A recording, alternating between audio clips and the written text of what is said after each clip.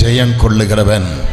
நம்முடைய ஆண்டவராக இயேசு கிறிஸ்து எங்குமே தோற்று போன சரித்திரமே இல்லை. அவர் எங்குமே ஜெய கிறிஸ்துவாக தான் செயல்பட்டு கொண்டு வந்திருந்தார், செயல்பட்டு கொண்டு இருக்கிறார்கள். அவர் தோற்று போன கடவுள் அல்ல. அப்படியானால் அவரே நம்புகிற நாமும் தோற்று போகிறதுக்கு விவஸ்தை கிடையாது. ஆமென். நம்முடைய சின்னமே வெற்றியின் சின்னம்தான். நமக்கு முன்னாடி போகிறவர் ஜெய கிறிஸ்து. அவர் நம்மளை ஜெயமாகவே நடத்துவாராக. தோல்வி என்பது கிறிஸ்தவனுக்கு கிடையவே கிடையாது. எத்தனை பேர் நம்புறது எனக்கு தெரியல. தோல்வி என்பது கிறிஸ்தவனுக்கு கிடையாது. காரணம், நம்முடைய தெய்வம் தோற்றாத்தான் நம்ம தோற்க முடியும். அவர் எங்குமே தோற்ற சரித்திரமே கிடையாது. அவர் நமக்கு ஜெய கிறிஸ்துவாயிருக்கிறார். நீதிமானுக்கு வெள்ளம் போல சத்துரு வரும்பொழுது ஆவியானவர் கொடியேற்றுகிறான்னு சொல்லுகிறார். நம்மை பாதுகாக்கிற தெய்வ உண்மையுள்ள கர்த்தர். வெளிப்படுத்தின விசேஷத்தின் ஒரு சில வார்த்தைகள் உங்க முன்னாடி நான் கொண்டு வர ஆசைப்படுகிறேன். இந்த ஜெயம் கொள்ளுகிறவனுக்கு என்னென்ன கொடுக்கிறார் என்பதை தான் நம்ம பார்க்க போகிறோம். வெளிப்படுத்தின விசேஷம் 2ஆம் அதிகாரம் அதனுடைய 7வது வசனம் சொல்லுகிறது, ஆவியானவர் சபைகளுக்கு சொல்லுகிறதை காதுள்ளவன் கேட்க கடவான். ஜெயம் கொள்ளுகிறவன் எவனோ அவனுக்கு தேவனுடைய பரதீசின் மத்தியில் இருக்கிற ஜீவ விருட்சத்தின் கனியை புசிக்க கொடுப்பேன் என்றான். ஏதேன் தோட்டத்தில் நன்மத்தின்மை அறியக்கூடிய விருட்சம் இருக்குது, ஜீவ விருட்சமும் இருக்குது. அந்த ஜீவ விருட்சத்தின் கனி புசிக்கிறவன் ஒரு காலமும் மரிக்க மாட்டான். அப்ப இந்த உலகத்திலே வாழ்ந்து தாவீது சொல்லுகிறான், என் தாய் என்னை பாவத்தில் கர்ப்பம் தரித்தார். ஒவ்வொரு சிசுவும் ஒரு தாயுடைய கர்ப்பத்தில் உற்பத்தி ஆகிறது பாவியாக தான். என் தாய் என்னை பாவத்தில் கர்ப்பம் தரித்தார். ஒரு பிள்ளையாக பிறக்கிறது பாவிதான். அப்படிப்பட்ட பாவத்தில் பிறந்த ஒரு சிசு இந்த உலகத்தை ஜெயிக்க வேண்டுமானால், இந்த உலகத்தை வெல்ல வேண்டுமானால் தேவனுடைய ஒத்தாசை இருந்தால் மட்டும்தான் செய்ய முடியும். ஆமென். 3 காரியத்தை நாம் ஜெயிக்க வேண்டும் இந்த உலகத்தில். இந்த அனுபவம், இந்த மன்னா நான் புசிக்க வேண்டுமானால் 3 காரியத்தை நம்ம ஜெயிக்க வேண்டும். 1, உலகத்தை ஜெயிக்கணும். 2, பாவத்தை ஜெயிக்கணும். 3, கர்த்தருக்கு ஸ்தோத்திரம், தேவ பிள்ளைகளே, நம்முடைய உலகத்தில் இருக்கிற பிசாசை நம்ம ஜெயிக்கணும். நான் சொன்ன கவனிக்கிறீங்களா? உலகத்தை ஜெயிக்கணும், பாவத்தை ஜெயிக்கணும், பிசாசை ஜெயிக்கணும். இந்த 3லும் ஜெயித்தா தான் பரலோகம் போக முடியும். ஆமீன் எல்லாம் வரவே மாட்டாங்க. பரலோகம் சொன்னா ஆமீன் வரமாட்டேன். எனக்கு என்ன தெரியல. வருவாங்க. நீங்க ஆமீன் சொல்லாம நான் போக மாட்டேன். இன்னைக்கு நம்ம பெரிய பாஸ்டர் இதுவரைக்கும் உங்களுக்கு டைம் சொன்னேன், இன்னைக்கு நான் டைம் சொல்ல மாட்டேன்னு சொல்லிட்டாங்க.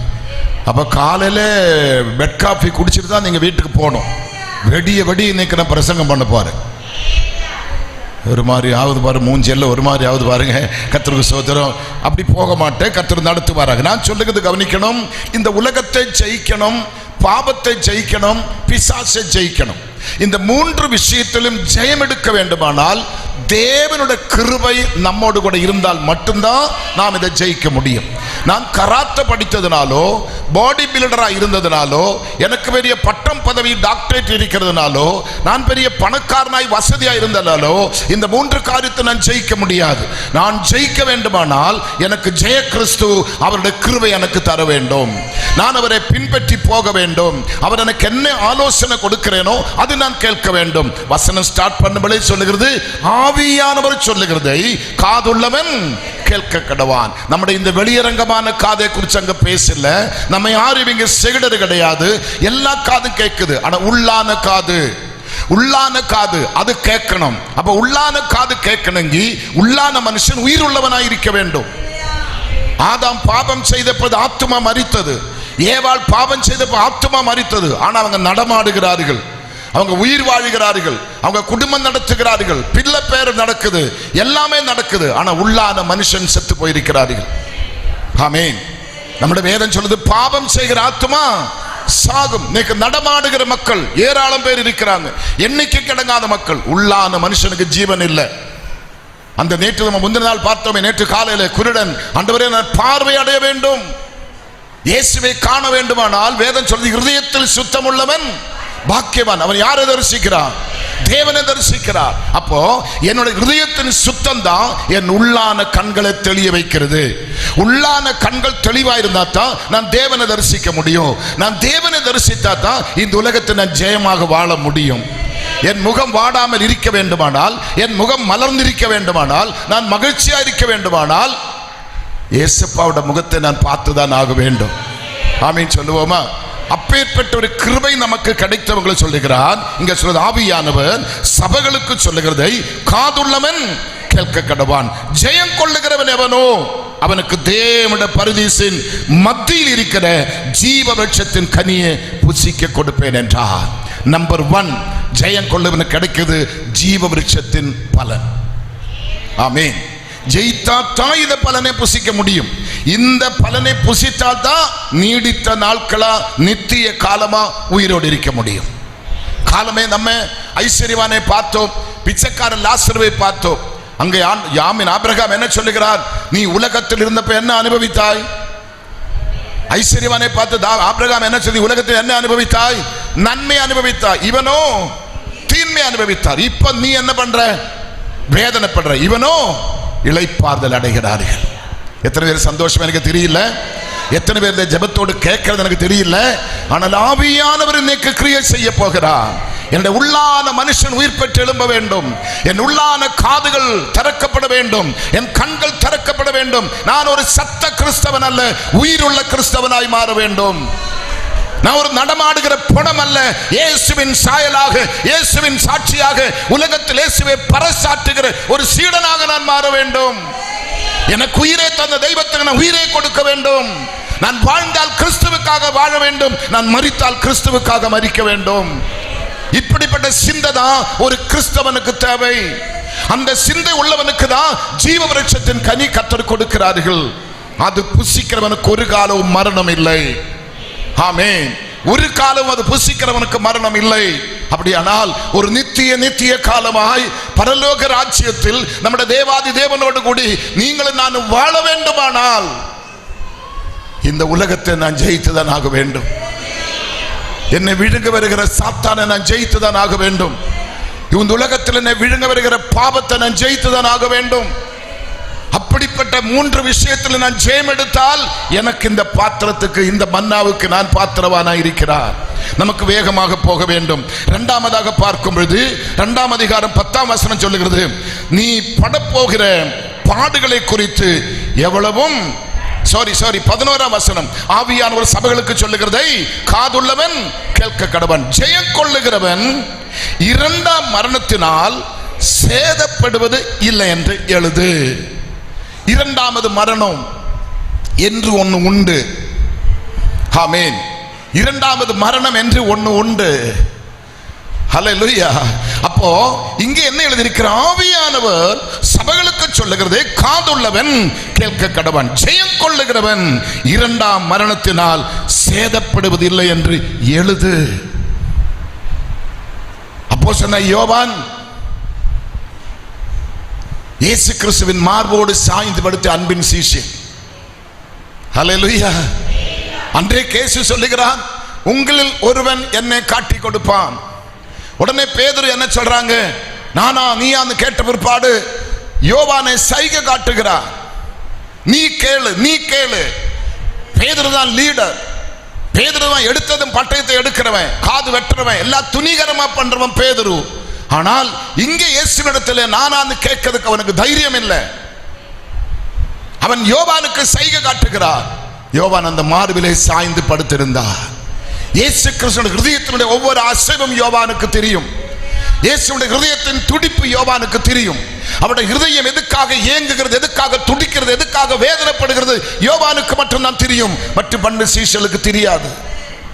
அந்த யோவான் அவருடைய முகத்தை பார்த்து கேட்ட அடுத்த நிமிஷமே இயேசு பதில் கொடுக்கிறார், என்னோடு கூட இந்த பாத்திரத்தில் கை போடுகிறேன்னு சொல்லி காட்டி கொடுக்கிறாங்க. அந்த சம்பவம் நடந்த பிற்பாடு யூதாசுக்கு இயேசு கிறிஸ்து மரிக்கிறதுக்கு முன்ன 7 தடவை சான்ஸ் கொடுக்கிறார். ஒருவனும் கெட்டு போக அவர் விரும்புறதில்லை. மாம்சமான யாவரும் மேல ஆவியை ஊற்றுவேன், உலகத்தில் ஒருவனும் கெட்டு போக கூடாதுன்னு சிந்திக்கிற ஒரே ஒரு தெய்வம் நான் பிரசங்கிக்கிற இயேசு மாத்திரம்தான். அவர்தான் மனுகுலத்தை ரட்சிக்க வந்தவன். அவர்தான் பாவிகளுக்காக ஜீவன் கொடுக்க வந்தவர். கடைசி சொட்டு ரத்தம் நீதிமானுக்காய் கொடுக்கல, பாவிகளுக்காய் கொடுத்திருக்கிறார்கள். ஹல்லேலூயா. பாவிகளுக்காய் கொடுத்தார்கள். அப்படிப்பட்ட இடத்திலே பார்க்கும் பொழுது இந்த யூதாசு எப்படி ஆகலும் தப்புவிக்க வேண்டும், எப்படியாகலும் குணப்பட வேண்டும், அவனை எப்படியாகலும் மீட்டெடுக்க வேண்டும் என்று சொல்லி 7 தடவை, எல்லாத்தையும் எடுக்க எனக்கு நேரம் இல்லை, 7 தடவை சான்ஸ் கொடுத்தும் அவன் திருந்தவில்லை. 30 வெள்ளிக்காசு கேசுவை காட்டி கொடுக்கிறான். அவனோட மரணம் அகோரமான மரணம். 3 ஆண்டு காலம் பேகை தூக்கி பிரஷராயிருந்த என்ன புண்ணியம், இயேசுவோடு என்ன புண்ணியம், எத்தனை அற்புதங்களை பார்த்து என்ன புண்ணியம், எத்தனை பிரசங்கம் கேட்ட என்ன புண்ணியம். இயேசுவோடு இருந்தவன் தானே யூதாஸ். இயேசு என்ன சொல்லுகிறார், இப்படிப்பட்ட ஒரு மனுஷன் பூமியிலே பிறக்காம இருந்திருந்தால் நலமா இருப்பேனே. பரிதாபம், பரிதாபம்.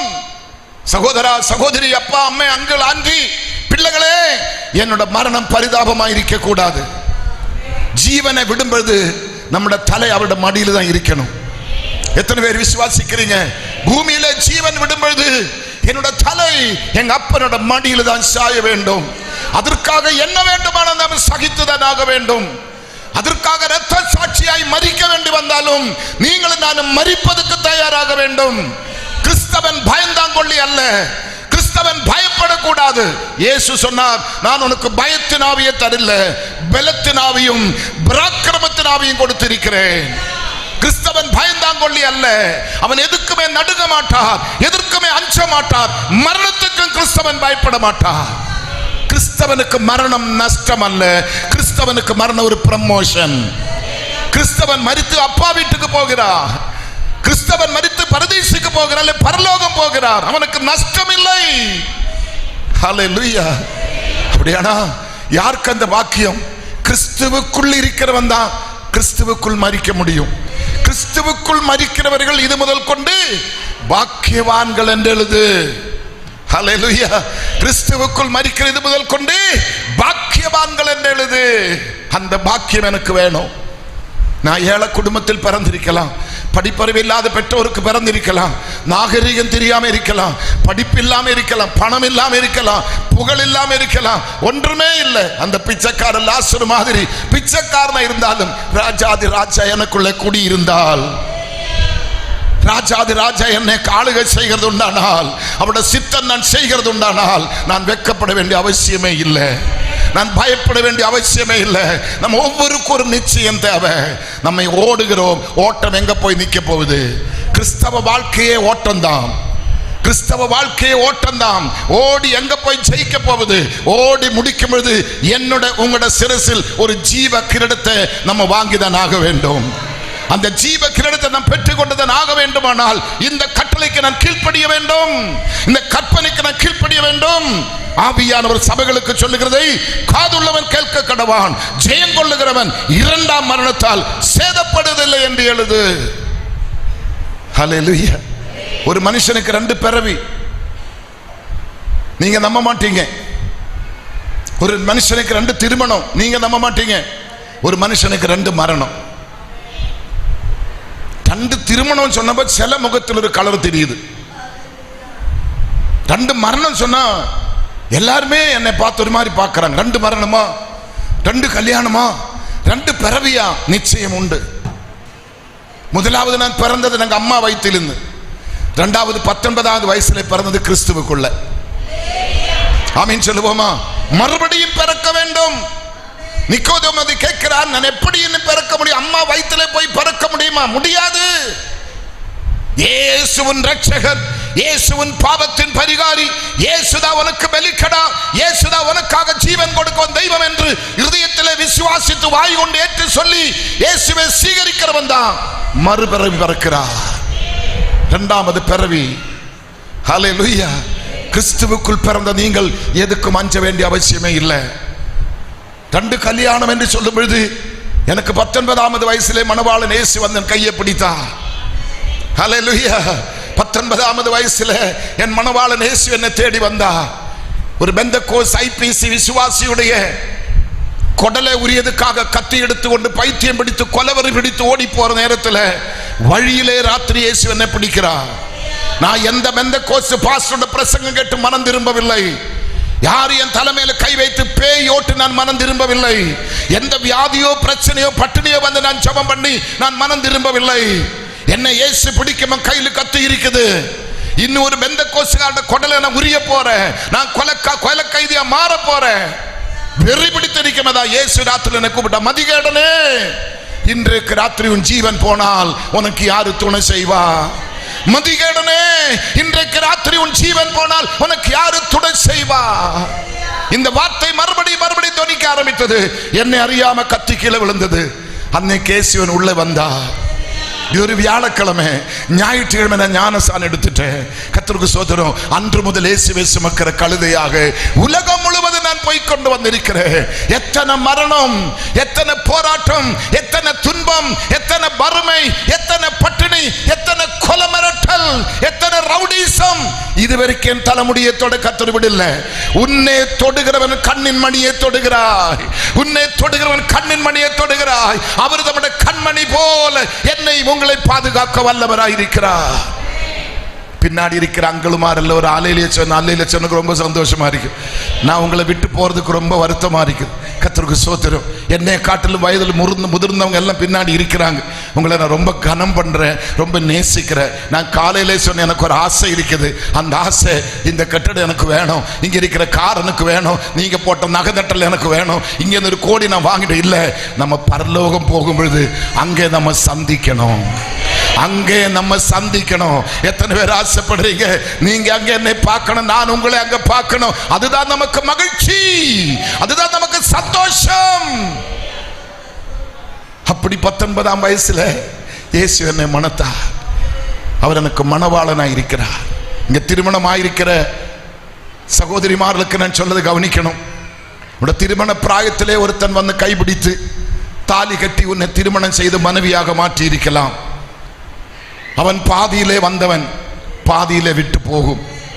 ஆனா நான் சொல்ற மணவாளன் ஆதியிலே வந்தவர், உலகத்தின் முடிவு பரியந்தம் கடைசி நாள் வரைக்கும் நித்திய மணவாளன் சொல்லக்கூடிய ஒருவர் இயேசு மாத்திரம்தான். ஆமீன் சொல்ல முடிந்தா சொல்லுங்க.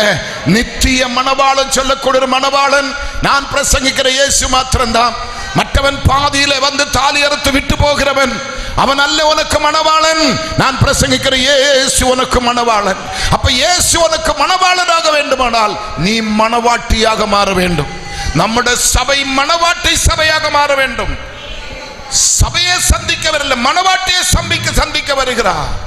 சபை மணவாட்டியாய் மாற வேண்டும். மணவாட்டியாய் மாற வேண்டுமானால் கரை திரையற்ற ஒரு பரிசுத்த ஜீவியம் எனக்கு உனக்கும் தேவைப்படுது. கரை இல்லாத ஒரு வாழ்க்கை, பாவம் இல்லாத ஒரு வாழ்க்கை, சாபம் இல்லாத ஒரு வாழ்க்கை, அதுதாங்க பரலோகம்.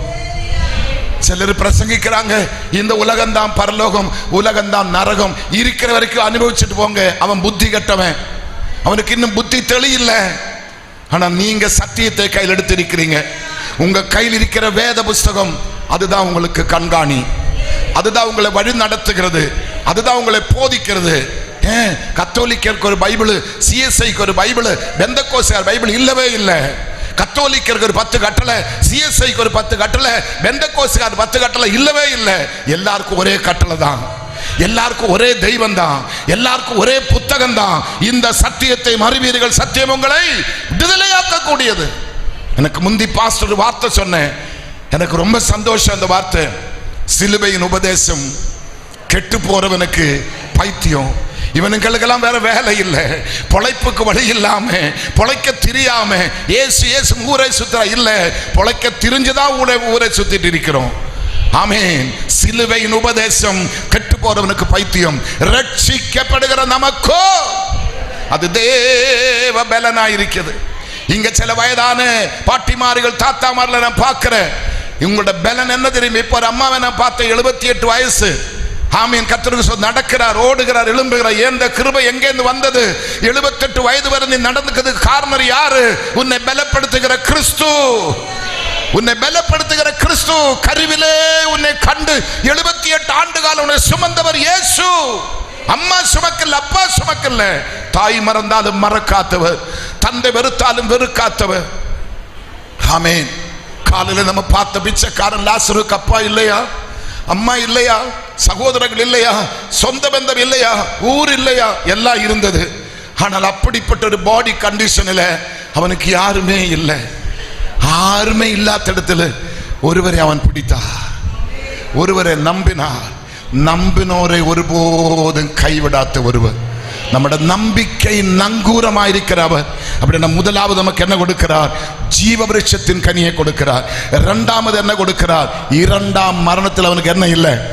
இடமே கிடையாது. நான் ரெண்டு மரணம் சொன்ன பார்த்தீங்களா? கிறிஸ்துவுக்குள் பிறந்து கிறிஸ்துவுக்குள் வாழ்கிறவனுக்கு, கிறிஸ்தவனுக்கு இரண்டாம் மரணம் கிடையாது. ஜீவ புத்தகத்தில் பேர் யார் இருக்கிறேனோ அவனுக்கு இரண்டாம் மரணம் கிடையாது. உங்க சர்ச் ரெக்கார்டில் எல்லாம் பேர் இருக்கும், உங்க ஏடிஎம்ல பேர் இருக்கும், ஓட்டர் ஐடியில பேர் இருக்கும், சர்டிபிகேட்ல பேர் இருக்கும், ரேஷன் கார்டுல பேர் இருக்கும், எல்லா இடத்திலும் பேர் இருக்கும். இந்த பேர் ஒன்றுமே நம்ம மோடிஜி கொடுத்திருக்கிற ஆதார் கார்டு எடுத்து பரலோகம் போனால் செல்லாது, செல்லவே செல்லாது. இந்த பேர் அங்க செல்லாது. அங்க எங்க இருக்கணும் பேரு? சத்தமா சொல்லுங்களேன். ஜீவ புத்தகத்தில் வெளிப்படுத்தின விசேஷத்தை முழுவதும் படிக்கணும். வெளிப்படுத்தின விசேஷத்தை படிக்கணும். ஜீவ புத்தகத்தில் எழுதப்பட்டவனாய் காணப்படாத எவனோ அவன் இரண்டாம் மரணத்துக்கு பங்காளியாய் இருக்கிறார். அப்ப இன்றைக்கு ராத்திரி நாம் எடுக்க வேண்டிய தீர்மானம், வீட்டில் போய் டக்கு டக்குன்னு சாப்பிட்டு மாத்திரை போட்டு தூங்கக்கூடாது. என் பேர் ஜீவ புத்தகத்தில் இருக்குதா? என் பேர் ஜீவ புத்தகத்தில் இருக்குதா? அதுதான் நீங்க விசாரிக்க வேண்டும். அதுதான் நீங்க விசாரிக்க வேண்டும். எத்தனை பேர் சந்தோஷமா இருக்கிறீங்க? எத்தனை பேர் விசுவாசமா இருக்கிறீங்க? எத்தனை பேர் ஏற்றெடுக்க ஆயத்தமா இருக்கிறீங்க? ஆமீன் சொல்லுங்களேன். இயேசுவை செய்வாரா? அப்படியானால் இங்க மூன்றாவது காரியத்தை நம்ம பார்க்க போறோம். ஆமீன். 17வது வசனம், ஆவியானவர் சபைகளுக்கு சொல்லுகிறதை காதுள்ளவன் கேட்க கடவான். ஜெயம் கொள்ளுகிறவனுக்கு நான் மறவான மன்னாவை புசிக்க கொடுத்து, ஜெயம் கொள்ளுகிறவனுக்கு மறவான மன்னாவை புசிக்க கொடுத்து, அவனுக்கு வெண்மையான குறிக்கல்லையும் அந்த கல்லின் மேல் எழுதப்பட்டதும் அதை பெறுகிறவனே அன்றி வேறொருவனும் அறியக்கூடாததுமாகிய புதிய நாமத்தையும் கொடுப்பேன் என்று எழுது. ஹல்லேலூயா. தயவு செய்து எனக்கு ரொம்ப நேரம் பேச டைம் இல்லை. நீங்க அண்டர்லைன் செய்து வீட்டில் போய் படிக்கணும். வீட்டில் போய் உட்கார்ந்து படிச்சுட்டு தியானிக்கணும். மாடு பாருங்க, சாப்பிட்டு உட்கார்ந்து அசை போடுவாங்க. அல்லாவிட்டு அது உயிரோடு இருக்க முடியாது. நீங்களும் இந்த பிரேயர் முடித்து போற நேரத்தில் இதை குறிப்பெடுத்துக் கொண்டு உட்கார வைத்து கேட்டு நீங்க தியானிக்கும்போதுதான் அது உங்களுக்கு பலனை கொடுக்கும். அப்பதான் உங்களுக்கு ஆரோக்கியம் உண்டாகும். அப்பதான் உங்களுக்கு விடுதலை உண்டாகும். பிரசங்கத்தை இங்க கேட்டு விட்டு போக கூடாது, எடுத்துக்கொண்டு போக வேண்டும். இங்கே பாருங்க, மூன்றாவது கொடுக்கிறது, ஆவியானவர் சபைகளுக்கு சொல்லுகிறதை காதுள்ளவன் கேட்க கடவான். ஜெயம் கொள்ளுகிறவனுக்கு நான் மறைவான மன்னாவை புசிக்க கொடுத்து அவனுக்கு வெண்மையான குறிக்கல்லையும் அந்த கல்லின் மேல் எழுதப்பட்டதும் அதே பெறுகிறவனே அன்றி வேறொருவனும் அறியக்கூடாத ஆமாகிய புதிய நாமத்தை கொடுப்பேன் என்று எழுது. ஹல்லேலூயா. இந்த யோவான் இது எழுதாம இருக்கிறதுக்காக எத்தனை சோதனை, எத்தனை வேதனை, எத்தனை பாடுகள்.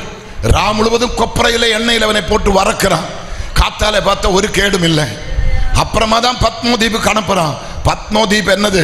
கருந்தேளுகள், கரும்பாம்புகள், பாறைக்கட்டுகள், எலும்பும் கூடுகள். அங்க போனால் அந்த உஷ்ணத்தினால தண்ணி இல்லை, சாப்பாடு இல்லை, நிழல் இல்லை.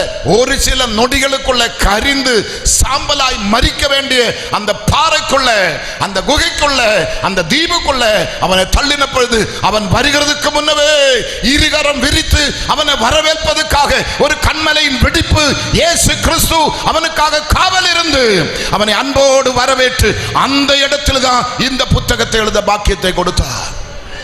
இந்த யோவான் பத்மோதீவுக்கு போகாம இருந்திருந்தால் இந்த புத்தகத்தில் 65 புத்தகத்தோட முடிஞ்சிருக்கும். இந்த 66வது புத்தகம் வந்திருக்காது. ஆமென். அவன் கண்டதும் கேட்டதும் மட்டும்தாமே இந்த புத்தகத்தில் எழுதி வைத்திருக்கிறார்கள். நீங்க படிச்சு பார்க்கணும் சரித்திரங்கள். 12 சீஷர்களில் 11 பேரோட மரணமும் அகோரமான மரணம், கொடுமையான மரணம். ஆனால் யோவானோட மரணம் மட்டும்தான் நார்மலான மரணம். அவனை யாரும் கொலை செய்யல, அவனை கொலை செய்யவும் முடியாது. அவன் இயேசுவின் மார்பில் சாய்ந்தவன். ஹல்லேலூயா. என் நேசரின் மார்பிலை சாய்ந்தவன். ஹல்லேலூயா. எத்தனை பேர் சந்தோஷமா இருக்கிறீங்க? ஏசப்பா மார்பிலை சாய்ந்து பாரு, அவருடைய குரல் கேட்டு பாரு, அவருடைய இருதய துடிப்பை புரிந்து பாரு, அவருடைய சித்தம் செய்யது கற்பணித்து கொடுத்து பாரு. ஏசப்பா உங்களை ஒரு காலத்தும் கைவிட மாட்டா, ஒரு காலத்து உங்களை மறக்க மாட்டா, ஒரு காலத்து உங்களை கைவிட மாட்டா. அவர் உங்க கூடவே இருப்பா, கரம் பிடித்து நடத்துவார், ஏந்துவார், சுமப்பார், தப்பிவிப்பார், விடுவிப்பார். எத்தனை பேர் விசுவாசிக்கிறீங்க? விடுவிப்பார், தப்பிவிப்பார், ஏந்துவார், சுமப்பார், தாலாட்டுவாங்க. ஹல்லேலூயா. தாலாட்டுவாங்க, தட்டி கொடுப்பாங்க, காயம் கட்டுவாங்க, எல்லாமே செய்வார். கண்ணீரையும் துடைப்பார், போஷிப்பார், உடுக்க வைப்பார், எல்லாமே அவர் பார்த்து கொள்ளுவார். அப்படிப்பட்ட நம்பிக்கைக்கு வாங்க. அப்படியானால் முதலாவது அங்க பார்த்தோமே, அவனுக்கு என்ன கொடுக்கறாங்க? என்ன கொடுக்கறாங்க? ஃபர்ஸ்ட்ல நீங்க பார்த்தீங்களே, மறக்க கூடாது. அவனுக்கு தேவனுடைய பரதீசின் மத்தியில் இருக்கிற ஜீவ விருட்சத்தின் கனியை கொடுக்கிறார். இரண்டாவது அவனுக்கு என்ன கொடுக்கிறாங்க? ஜெயம் கொள்ளுகிறவன் இரண்டாம் மரணத்தினால் சேதப்படுவதில்லை.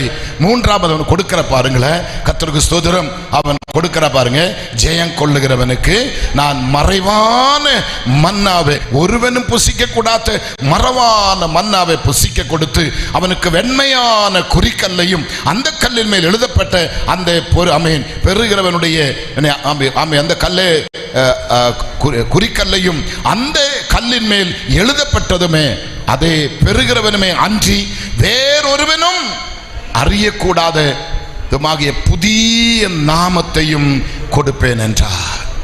ஒரு புதிய நாமம், அதான் இயேசுவின் நாமம். ஹல்லேலூயா. எல்லா நாமத்துக்கும் மேலான நாமம் தான் என்ன நாமம்? சொல்லுங்களே சத்தமா, சொல்லுங்களே சத்தமா. மகா கவி கவிதையில எழுதி வைத்திருக்கிறான், ஈசன் ஒருவர் வந்தனர், வாழ்ந்தனர், மரித்தனர், உயர்த்தனர் 3 நாள். வேத புத்தகத்தில் இல்ல, மகா கவிதனுடைய கவிதையில் ஒரு பக்கத்தில் எழுதி இருக்கிற வார்த்தை தான் நான் சொல்லுகிறேன். ஈசன் ஒரு வந்தனர், வாழ்ந்தனர், மரித்தனர், உயர்த்தனர் 3 நாள். யார் அந்த ஈசன்? நீங்க விசுவாசிக்கிற, நான் விசுவாசிக்கிறேன், இயேசு கிறிஸ்து அந்த ஈசன். இஸ்லாமிய மக்கள் ஈசா நபி என்று சொல்லுகிறார்களே, யார் அந்த ஈசா நபி? நான் பிரசங்கிக்கிற, நீங்கள் ஆராதிக்கிற இயேசு கிறிஸ்து. அடுத்த பாடல்லே மகாகவி எழுதியிருக்கிறான், 3 முறை முணுமுணுத்து சுத்தி வந்தால் நட்டக்கல் பேசுமா நாதன் உள்ள இருக்கையிலே. இந்த பலிபீடத்தை நான் சுத்தி சுத்தி எனக்கு குழந்தை வேணும், என் புருஷன் குடிவிடணும், எனக்கு வீடு கட்டணும், எனக்கு வேலை கட்டணும் சொல்லி வந்தால் நான் சுத்துவேனே தவிர இந்த டேபிள் பேச முடியாது. இது பைபிள் கிடையாது. இதை மக்களுக்கு சொல்லிக் கொடுக்க ஆளும் கிடையாது, அதை புரிய வைக்க மக்களுக்கு ஆளு கிடையாது. ஆனா நான் உங்களுக்கு சொல்லுகிறேன், 3 முறை முணுமுணுத்து சுத்தி வந்தால் நட்டக்கல் பேசுமா நாதன் உள்ள இருக்கையிலே. அவருடைய கோவில் நம்முடைய ஹிருதயம் தான், அவர் இங்கதான் இருக்கிறார். தாவீது சொல்லுகிறார், வானம் நம்முடைய சிங்காசனம், பூமியோட பாதபடி, வானத்துக்கு பூமிக்கு வெட்டாத ஒரு சர்வ வல்லவர் கைப்பற்றி அளவு இதயத்துக்குள்ள அடங்கி ஒடுங்கி இருக்க வேண்டுமானால் எவ்வளவு கஷ்டம் உங்களுக்கு தெரியுமா? அந்த இயேசு எனக்குள்ள இருக்கிறார். ஹல்லேலூயா. இயேசு எனக்குள்ள இருக்கிறார். அடுத்த பாட்டில் அவர் எழுதி இருக்கிறாங்க, நீராட போன நீட்ட பனைந்தென்ன மாற்ற பிறக்க நீ வகை அறியில்லையே நீ மனமே. நீராட போன நீட்ட பொனைந்தென்ன, நீராட போன நீட்ட பொனைந்தென்ன மாற்ற பிறக்க நீ வகை அறியில்லையே நீ மனமே. நம்முடைய பைபிள் இல்ல, கவிதையில் இருக்குது. அந்த அர்த்தம், நீராட போறேன் சொன்ன ஸ்நானம் பண்றது, குளிக்கிறது. நீட்ட போன சொன்ன பட்டை அடிக்குது. நீ ஸ்நானம் பண்ற, பட்டை அடிக்கிற, உனக்கு ஒரு மாற்று பிறவி இருக்குதுடா, அது நீ அறியில்லையே. ஆமீன் சொல்லுவோமா? எனக்கு ஒரு மறுபிறவி இருக்குது என்று பைபிள் மட்டுமல்ல அந்த புத்தகம் சொல்லுது. எத்தனை பேர் விசுவாசிகளுக்கு தெரியல. நான் லைவ்ல தான் பேசிட்டு இருக்கிறேன். ஆமீன் சொல்லுங்களேன். இது உலகம் முழுவதும் போகுது. அநேகரது கவனிக்கிறார்கள், அநேகரது கவனித்துக் கொண்டுதான் இருக்கிறார்கள். அவர்களையும் கர்த்தர் ஆசீர்வதிப்பாராக. என்னுடைய எதிரிகள் இதை பார்க்கலாம், என்னை அழிக்க பார்க்கலாம். ஆமீன், கர்த்தருக்கு ஸ்தோத்திரம். அதுக்கு நான் பயப்படுற ஆளு கிடையாது, எனக்கு அதை குறித்து பயமும் கிடையாது. ஆமீன் சொல்லுவோமா? நான் உள்ளதே உள்ளபடி பேசுகிறேன், சத்தியம் சத்தியமாய் போதிக்கிறேன். எனக்கு ஒரே ஒரு ஆசை, இந்த சத்தியம் பேசி நான் மரிக்க வேண்டும். என்னோட கடைசி மூச்சு வரையிலும் இயேசுவுக்காக கொடுத்து கடைசி மூச்சியும் என் இயேசுவுக்கு காணிக்க அர்ப்பணித்து அப்படிதான் நான் மரிக்க வேண்டும். அப்படியானால் சத்தியம் எனக்கு ஒரு மறுபிறப்பு இருக்குது. ஆமென். நாதன் உள்ள இருக்கையில் ஹல்லேலூயா. உங்க இதயத்தில் ஏசப்பா இருந்தால் நீங்க தான் இந்த ஊருக்கு விளக்கு. ஏசப்பா உங்க உள்ளத்தில் இருந்தால் நீங்க தான் இந்த ஊருக்கு உப்பு. ஆமென். ஏசப்பா உங்க உள்ளத்தில் இருந்தால் இந்த ஊருக்கு நீங்க தான் வாசனை. இந்த பிள்ளவாதம் பிடித்த ஆமீன் சொல்லக்கூடாது. எல்லாரும் ஒரு ஆமீன் சொல்லுங்களேன். கொஞ்ச நேரத்துக்குள்ள இந்த பைத்தியம் போயிடும். நீங்க வீட்டில் போய் ஃப்ரீயா கால் விரிச்சு தூங்கலாம். சத்தமா ஒரு ஆமீன் சொல்லுங்களேன். ஆமீன் சொன்ன என்ன அர்த்தம்? எனக்கு அப்படி ஆகட்டும். ஹல்லேலூயா. அப்படியானால் சத்தியம் எங்கே உண்டோ அங்க விடுதலை உண்டு. சத்தியம் எங்கே உண்டோ அங்க தெய்வம் உண்டு. தெய்வம் எங்கே உண்டோ அங்க அற்புதங்கள் உண்டு, அதிசயங்கள் உண்டு. எத்தனை பேர் விசுவாசிக்கிறீங்க? அப்படியான சத்தியம் இதுதான் நமக்கு தேவை. சத்தியம் அதுதான் என்னை விடுதலை ஆக்குறது. சத்தியம் அதுதான் என்னை பெரியவன் ஆக்குறது. சத்தியம் அதுதான் என்னை உயர்த்துகிறது. அதுதான் உன்னை வாலாக்காமல் தலையாக்குறது. இந்த சத்தியம் தான் கீழாகாமல் மேலே கொண்டு. நீ இலை உதிராத மரமா இருக்கணுமா? இந்த சத்தியம் இருந்தால் மட்டும்தான். காலத்தில் கனி கொடுக்கணுமா? இந்த சத்தியம் இருந்தால் மட்டும்தான். அவன் என்னிடத்தில் வாஞ்சையா இருக்கிறபடியால் நான் அவனை விடுவிப்பேன். என் நாமத்தை அவன் அறிந்திருக்கிறபடியால் எங்க கொண்டு வைப்பாரா? உயர்ந்த இடத்துல. நம்ம கீழே போக வேண்டிய பாட்டி அல்ல. எங்க போக வேண்டிய பாட்டி? பரலோகம் போக வேண்டிய பாட்டி. ஹல்லேலூயா. எத்தனை பேர் சந்தோஷமா இருக்கிறீங்க? எத்தனை பேர் மகிழ்ச்சியா இருக்கிறீங்க? எத்தனை பேர் ரொம்ப ரொம்ப சந்தோஷமா இருக்கிறீங்க? சந்தோஷமா இருக்கிறீங்களா இல்லையா? கர்த்தருடைய நாமம் மகிமைப்படட்டும். நாலாவது காரியத்தை வேகமாக நம்ம பார்க்க வேண்டும். நாலாவது இடத்துக்கு வரும்பொழுது அதே 2ஆம் அதிகாரத்தினுடைய கர்த்தருக்கு ஸ்தோத்திரம் உண்டாவதாக 26வது வசனம். ஜெயம் கொண்டு முடிவு பரியந்தம் என் கிரியைகளை கை கொள்ளுகிறவன் எவனோ, ஜெயம் கொண்டு முடிவு பரியந்தம் என் கிரியைகளை கை கொள்ளுகிறவன் எவனோ அவனுக்கு நான் என் பிதாவினிடத்தில் அதிகாரம் பெற்றது போல ஜோதிகள் மேல் அதிகாரம் கொடுப்பேன். இன்னைக்கு காண்கிற ஆட்சி எல்லாம் கவரப்போகுது. நம்புறீங்களா? இன்னைக்கு காண்கிற எல்லா அரசாங்க ஆட்சிக்காரங்கள் எல்லாம் நிக்க போகுது. நீங்களும் நான் இயேசு கிறிஸ்துவோடு இந்த பூமியை ஆளுகை செய்ய வரப்போறோம். ஐயோ சாமி, எப்படியாவது போய் தொலைஞ்சலான்னு பார்த்தா நீ திருப்பி இங்க வருன்னு சொல்றியான்னு கேட்கறீங்களோ? நான் வருவேன். பிரைம் மினிஸ்டரா வருவேன். ஆமென். ஹல்லேலூயா. நான் இங்க வந்து ஆளுகை செய்வேன். எத்தனை பேர் விசுவாசிக்கிறீங்க? எத்தனை பேர் விசுவாசிக்கிறீங்க? நான் ரேஷன் கார்டில் காசு போட்டு தர மாட்டேன். ஹல்லேலூயா. நான் துணி வாங்கி தர மாட்டேன், மோதிரம் வாங்கி தர மாட்டேன், நான் குழா தண்ணி தர மாட்டேன், தர சொல்லி போக மாட்டேன். ஜீவ தண்ணீர் தான் கொடுத்துட்டு போவேன். எத்தனை பேர் சந்தோஷமா இருக்கிறீங்க? அப்படியான நம்முடைய கையிலிருந்து ஆளுகை வரப்போகுது. நான் மறுபடியும் மறுபடியும் மறுபடியும் மறுபடியும் மறுபடியும் சொல்றேன், கிறிஸ்தவனுக்கு தோல்வி இல்லை. கிறிஸ்தவன் தோற்ற சரித்திரமும் கிடையாது. கிறிஸ்தவன் தலை குனிய மாட்டார். கிறிஸ்தவன் தலையை நிமிரச் செய்ய என் இயேசு இருக்கிறார். கிறிஸ்தவனை யாரும் அழிக்க முடியாது. நம்ம அநாதைகள் அல்ல, திக்கற்ற பிள்ளைகள் அல்ல. நமக்கு ஒரு உடையவன் இருக்கிறார், ஒரு தோட்டக்காரன் இருக்கிறார், ஒரு தகப்பன் இருக்கிறார், ஒரு மணவாளன் இருக்கிறார், நமக்கு விசாரிப்புகாரன் இருக்கிறார். நம்மளை காக்கிறவர் உறங்குறதும் இல்லை, தூங்குகிறதும் இல்லை. கண் விழித்து பார்க்கிற ஒரு ஜீவனுள்ள தெய்வத்தை நீங்களும் நானும் ஆராதிக்கிறோம். ஹல்லேலூயா. ஒரு ஜீவனுள்ள தெய்வத்தை நீங்களும் நானும் ஆராதிக்கிறோம். ஹல்லேலூயா.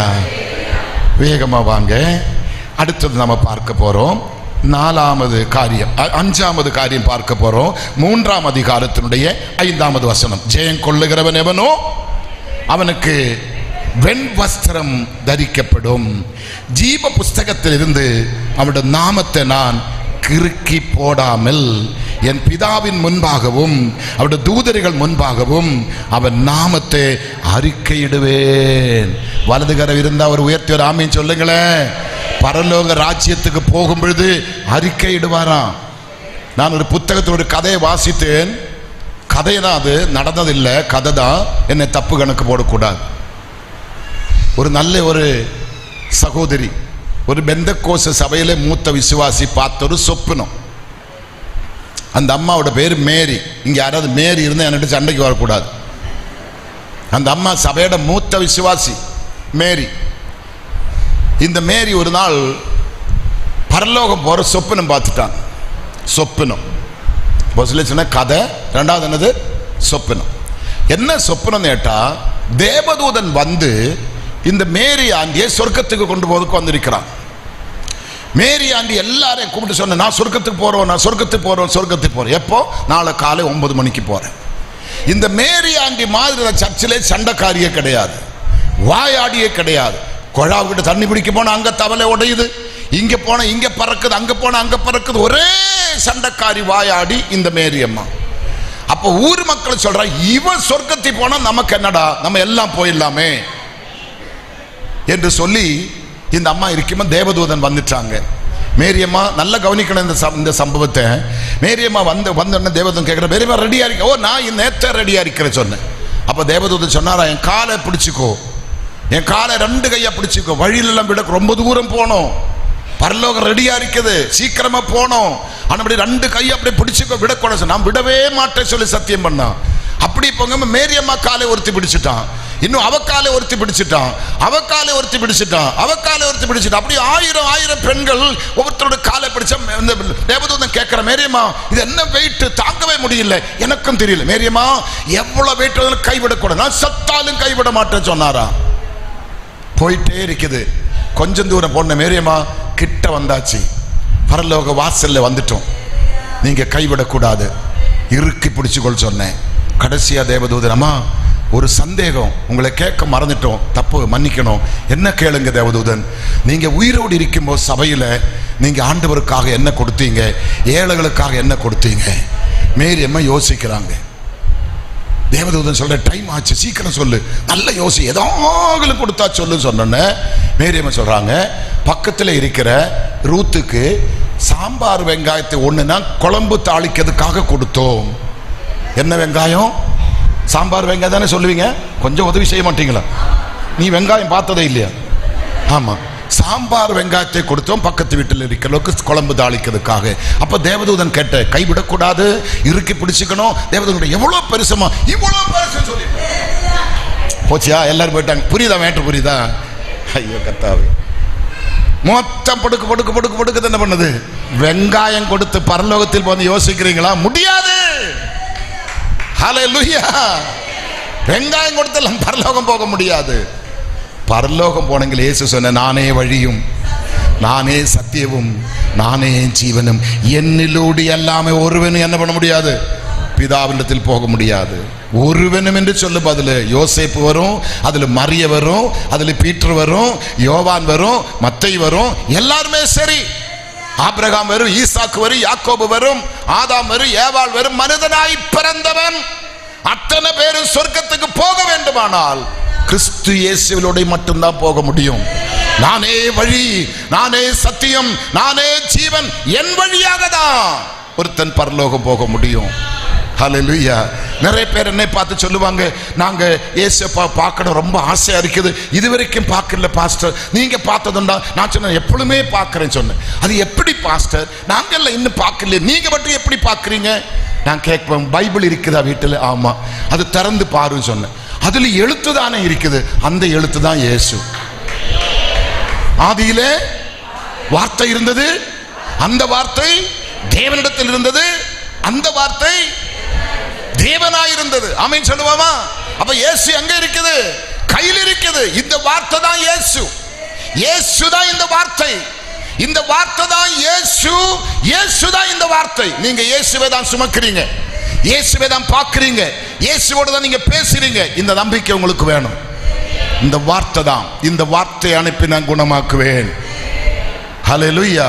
ஒரு வார்த்தை சொல்லுங்க கர்த்தாவே, அற்புதம் நடக்குமா? சொல்லுங்களேன், நடக்குமா நடக்காதா? அப்ப இதுதான் இயேசு, இதுதான் இயேசு. இதை படிக்கணும், இதை விசுவாசிக்கணும், இதை நம்பணும், இதை கற்றுக்கொள்ளணும். அவனுக்கு தான் தேவன் சொல்ற பாருங்களேன், ஜெயம் கொள்ளுகிறவன் எவனோ அவனுக்கு வெண்பஸ்திரம் தரிக்கப்படும், ஜீவ புஸ்தகத்திலிருந்து அவனுடைய நாமத்தை நான் கிறுக்கி போடாமல் என் பிதாவின் முன்பாகவும் அவருடைய தூதர்கள் முன்பாகவும் அவன் நாமத்தை அறிக்கையிடுவேன். ஹல்லேலூயா, ஹல்லேலூயா. சத்தமா சொல்லுங்களேன். அடுத்தது நம்ம பார்க்கிறோமே, 12வது வசனம், 3ஆம் அதிகாரம் 12ஆம் வசனம். ஜெயம் கொள்ளுகிறவன் எவனோ அவனே என் தேவனுடைய ஆலயத்தில் தூணாக்குவேன். ஆமென். தேவனுடைய ஆலயத்தில் பாருங்க எத்தனை தூணு நிக்கிற பாருங்களேன். ஜெயம் கொள்ளுகிறவன் ஆலயத்தின் தூணாக நிற்பார். இந்த தூணு மாற்ற முடியாது. தூணு மாறினா கட்டிடம் இடிஞ்சிடும். இந்த தூணு மேலதான் கட்டடம் நிற்குது. அப்படியானா ஜெயிக்கிற கிறிஸ்தவன் ஆலயத்துக்கு தூணாக நிற்கிறார்கள். அதை இங்க சொல்லுகிறது. ஜெயம் கொள்ளுகிறவன் எவனோ அவனுக்கு வெண்வஸ்திரம் தரிக்கப்படும்.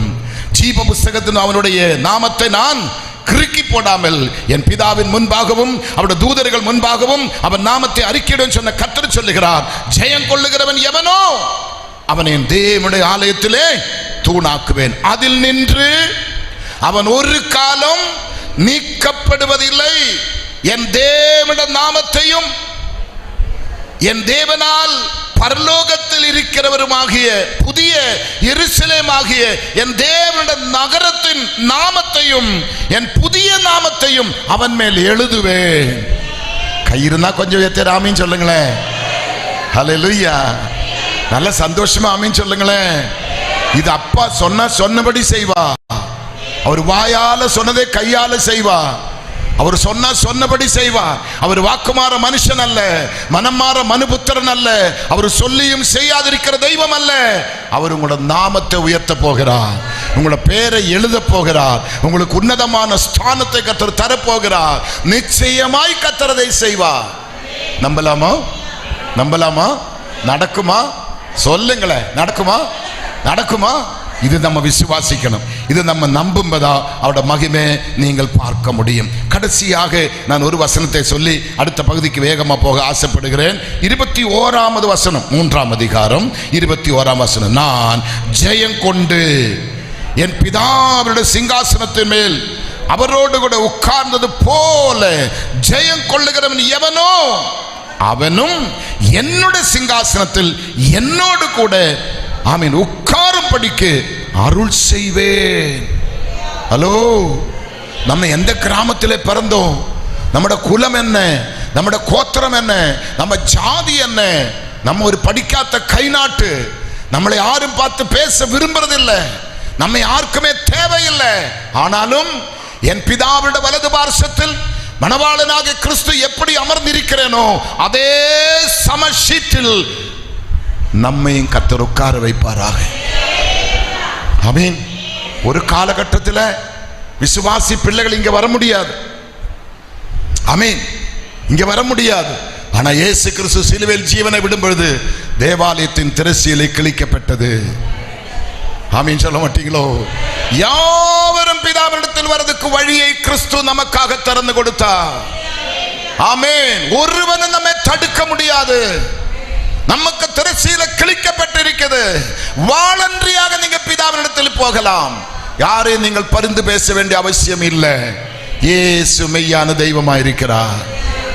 அவரிடத்தில் வருகிறதுக்குள்ள வாய்ப்புகளை கர்த்தர் நமக்கு தந்திருக்கிறார். அதுதான் சொல்றேன். நான் ஜெயம் கொண்டு என் பிதாவுடைய சிங்காசனத்தில் அவரோடு கூட உட்கார்ந்தது போல ஜெயம் கொள்ளுகிறவன் எவனோ அவனும் என்னோட சிங்காசனத்தில் என்னோடு கூட உட்காரும்படி அருள் செய்வேன். ஹல்லேலூயா. முடிக்கிற பாருங்களேன். ஆவியான சபைகளுக்கு சொல்லுகிறதை காதுள்ளவன் கேட்க கடவான். ஹல்லேலூயா. இது கேட்கணும், இதை விசுவாசிக்கணும், இதை நம்பணும், அங்க நம்ம போகணும். ஆமென். ஒரே ஒரு காரியத்தை கூட நான் வேகமா சொல்லி முடித்து போகிறதுக்கு ஆசைப்படுகிறேன். கர்த்தருக்கு ஸ்தோத்திரம். வேகமா வாங்க. வெளிப்படுத்தின விசேஷம். ஆமென். வேகமா வாங்க. கர்த்தருக்கு ஸ்தோத்திரம். 20ஆம் அதிகாரத்தினுடைய 11ஆம் வசனத்தை நம்ம பார்க்க போகிறோம். 20 பின்பு நான் பெரிய வெள்ள சிங்காசனத்தையும் அது மேல் வீற்றிருக்கிறவரையும் கண்டேன். அவருடைய சமூகத்திலிருந்து பூமியும் வானமும் அகன்று போயின. அவைகளுக்கு இடம் காணப்படவில்லை. யாராவது ஒருத்தர் படிக்கிறீங்களா? என் பைபிள் மட்டும்தான் அப்படி இருக்கிறதா பாருங்க.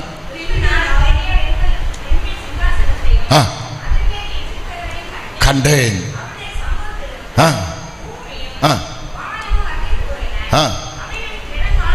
பார்த்தீங்களா? இந்த பூமி காணாம போகுது. நம்ம எங்க இருக்கிறோம்? அதுவும் தெரியலையா? நம்ம எங்க இருக்கிறோம்? சொல்லுங்க. நம்ம எங்க இருக்கிறோம்? பூமி. இது காணாம போக போகுது. அடுத்தது என்ன காணாம போக போகுது? வானம் காணாம போக போகுது. நீங்க செல்லலாம், இது கட்டுக்கதை இல்லவே இல்லை. வானம் காணாம போக போகுது. நீங்களும் நானும் குடியிருக்கிற இந்த பூமி, இன்னைக்கு நடக்கிற யுத்தம் எதுக்காக? இது எனக்கு வேணும், இது எனக்கு வேணும். எத்தனை எத்தனை அப்பாவி மக்களை கொன்று குவிக்கிறார் இந்த யுத்தத்தில். எத்தனை குடும்பங்கள் இன்னைக்கு அனாதையாய் மாறி நடுரோட்டில் துடிக்கிறார்கள். தலைசாய்க்கு இடம் இல்லை, மாத்ததுக்கு வஸ்திரம் இல்லை, தண்ணி குடிக்க தண்ணி இல்லை, சாப்பாடு இல்லாம எத்தனை எத்தனை லட்சங்கள். எதுக்காக? இந்த மண்ணுக்காக. இந்த மண்ணுக்காக எவ்வளவு பேர் யுத்தம், எத்தனை மில்லியன் கோடிகள் இன்னைக்கு இந்த வெடிமருந்துகளுக்காக அல்ல இந்த ஆயுதங்களுக்காக செலவழிக்கிறார்கள். நீங்கள் வீட்டில் போய் எசேக்கியேல் தீர்க்கதரிசியின் புத்தகம் எடுத்து படிச்சு பாருங்க. இப்ப எனக்கு அது எடுக்கிறதுக்கு நேரம் இல்லை. அதுல எழுதி இருக்கிற வார்த்தை எத்தனையோ ஆண்டுகளுக்கு முன்னே எழுதி இருக்கிறது.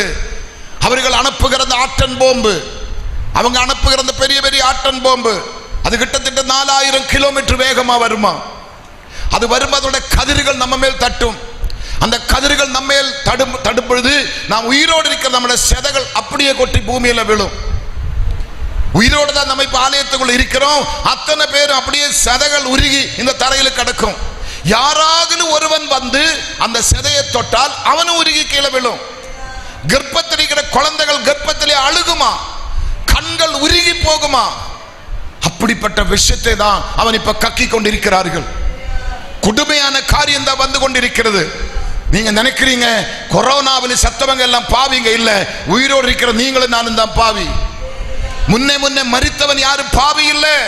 அது உங்களுக்கு சந்தேகமானால் ஏசாயா 47 வீட்டில் படிச்சு பாருங்க. கர்த்தருக்கு ஸ்தோத்திரம். தெளிவே நீங்க அங்க பார்க்க முடியும். சத்தியம் அங்கே உங்களுக்கு எழுதப்பட்டு இருக்கிறது. அப்படியானால் தேவனுடைய பிள்ளைகளை புரிந்து கொள்ள வேண்டும். இப்படிப்பட்ட கொடிய காலம் வரப்போகுது. அந்த காலம் வருகிறதுக்குள்ள இயேசு வரப்போகிறார். இந்த காலம் வருகிறதுக்கு முன்ன இயேசு வரப்போகிறார். இயேசு யுத்தத்துக்காக வரல, மணவாட்டி சபையை சேர்க்க வருகிறார். அப்போது சபை ஆயத்தமாக இருக்க வேண்டும், சபை ஒருங்க வேண்டும்.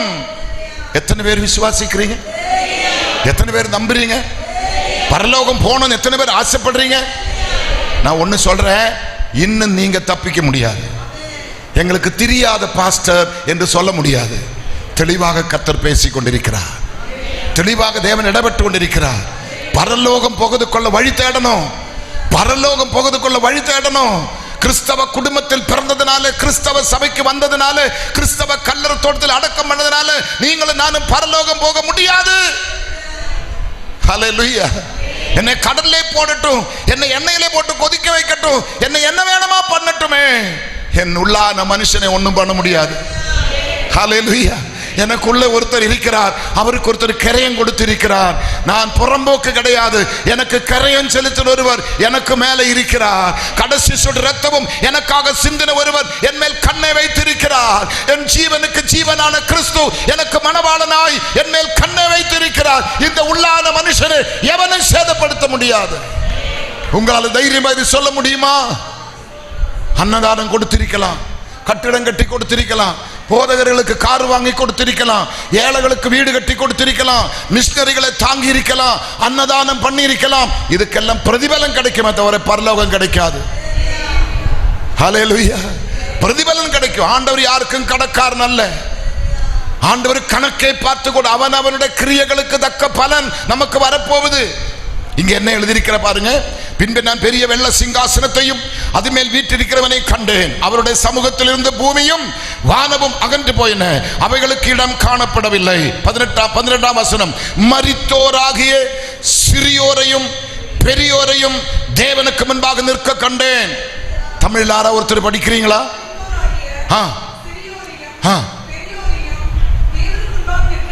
அந்த பிள்ளைக்கு ஒரு மைக்கு கொடுத்தா நல்லா இருக்கு. நல்லா படிக்கிறாங்க. ஒரு மைக்கு கொடுங்க சீக்கிரம், எல்லாரும் கேட்கணும். காரணம் நான் தப்பா படிச்சுட்டு போனா வம்பு தான். நீங்களே படிச்சா அந்த சிஸ்டர் மேல அடி வரும். அவங்க தான் படிச்ச சொல்லி என்ன யாரும் அடிக்க முடியாது. நான் தப்பிக்க போறேன். சீக்கிரம் மைக்க கொடு. இல்ல நானே கொடுத்துட்டுமா? கர்த்தருக்கு ஸ்தோத்திரம். படி மக்களை, நீயே படுறா, படி படி. மரித்தோராகிய சிறியோரையும் பெரியோரையும் தேவனுக்கு முன்பாக நிற்க கண்டேன். அப்பொழுது ஹலோ அப்பொழுது புஸ்தகங்கள் திறக்கப்பட்டன.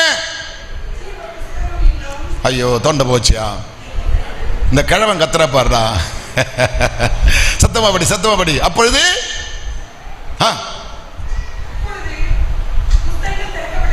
அப்பொழுது புஸ்தகங்கள் திறக்கப்பட்டன. பரலோக ராஜ்யத்தில் நியாய தீர்ப்பின் புத்தகம், ஜீவ புத்தகம், ஞாபக புத்தகம், இப்படி பல புத்தகங்கள் பரலோகத்தில் உண்டு. ஹல்லேலூயா. என்ன என்ன புத்தகம் திறக்கிறாங்க? ஜீவ புத்தகம் என்றும் வேறொரு புஸ்தகம் திறக்கப்பட்டது. அப்பொழுது அந்த புஸ்தகங்களில் எழுதப்பட்டவைகளின்படியே அந்த புஸ்தகத்தில் எந்த புஸ்தகத்தில்? எல்லாரும் கவனிக்கிறீங்களா? எந்த புஸ்தகத்தில்?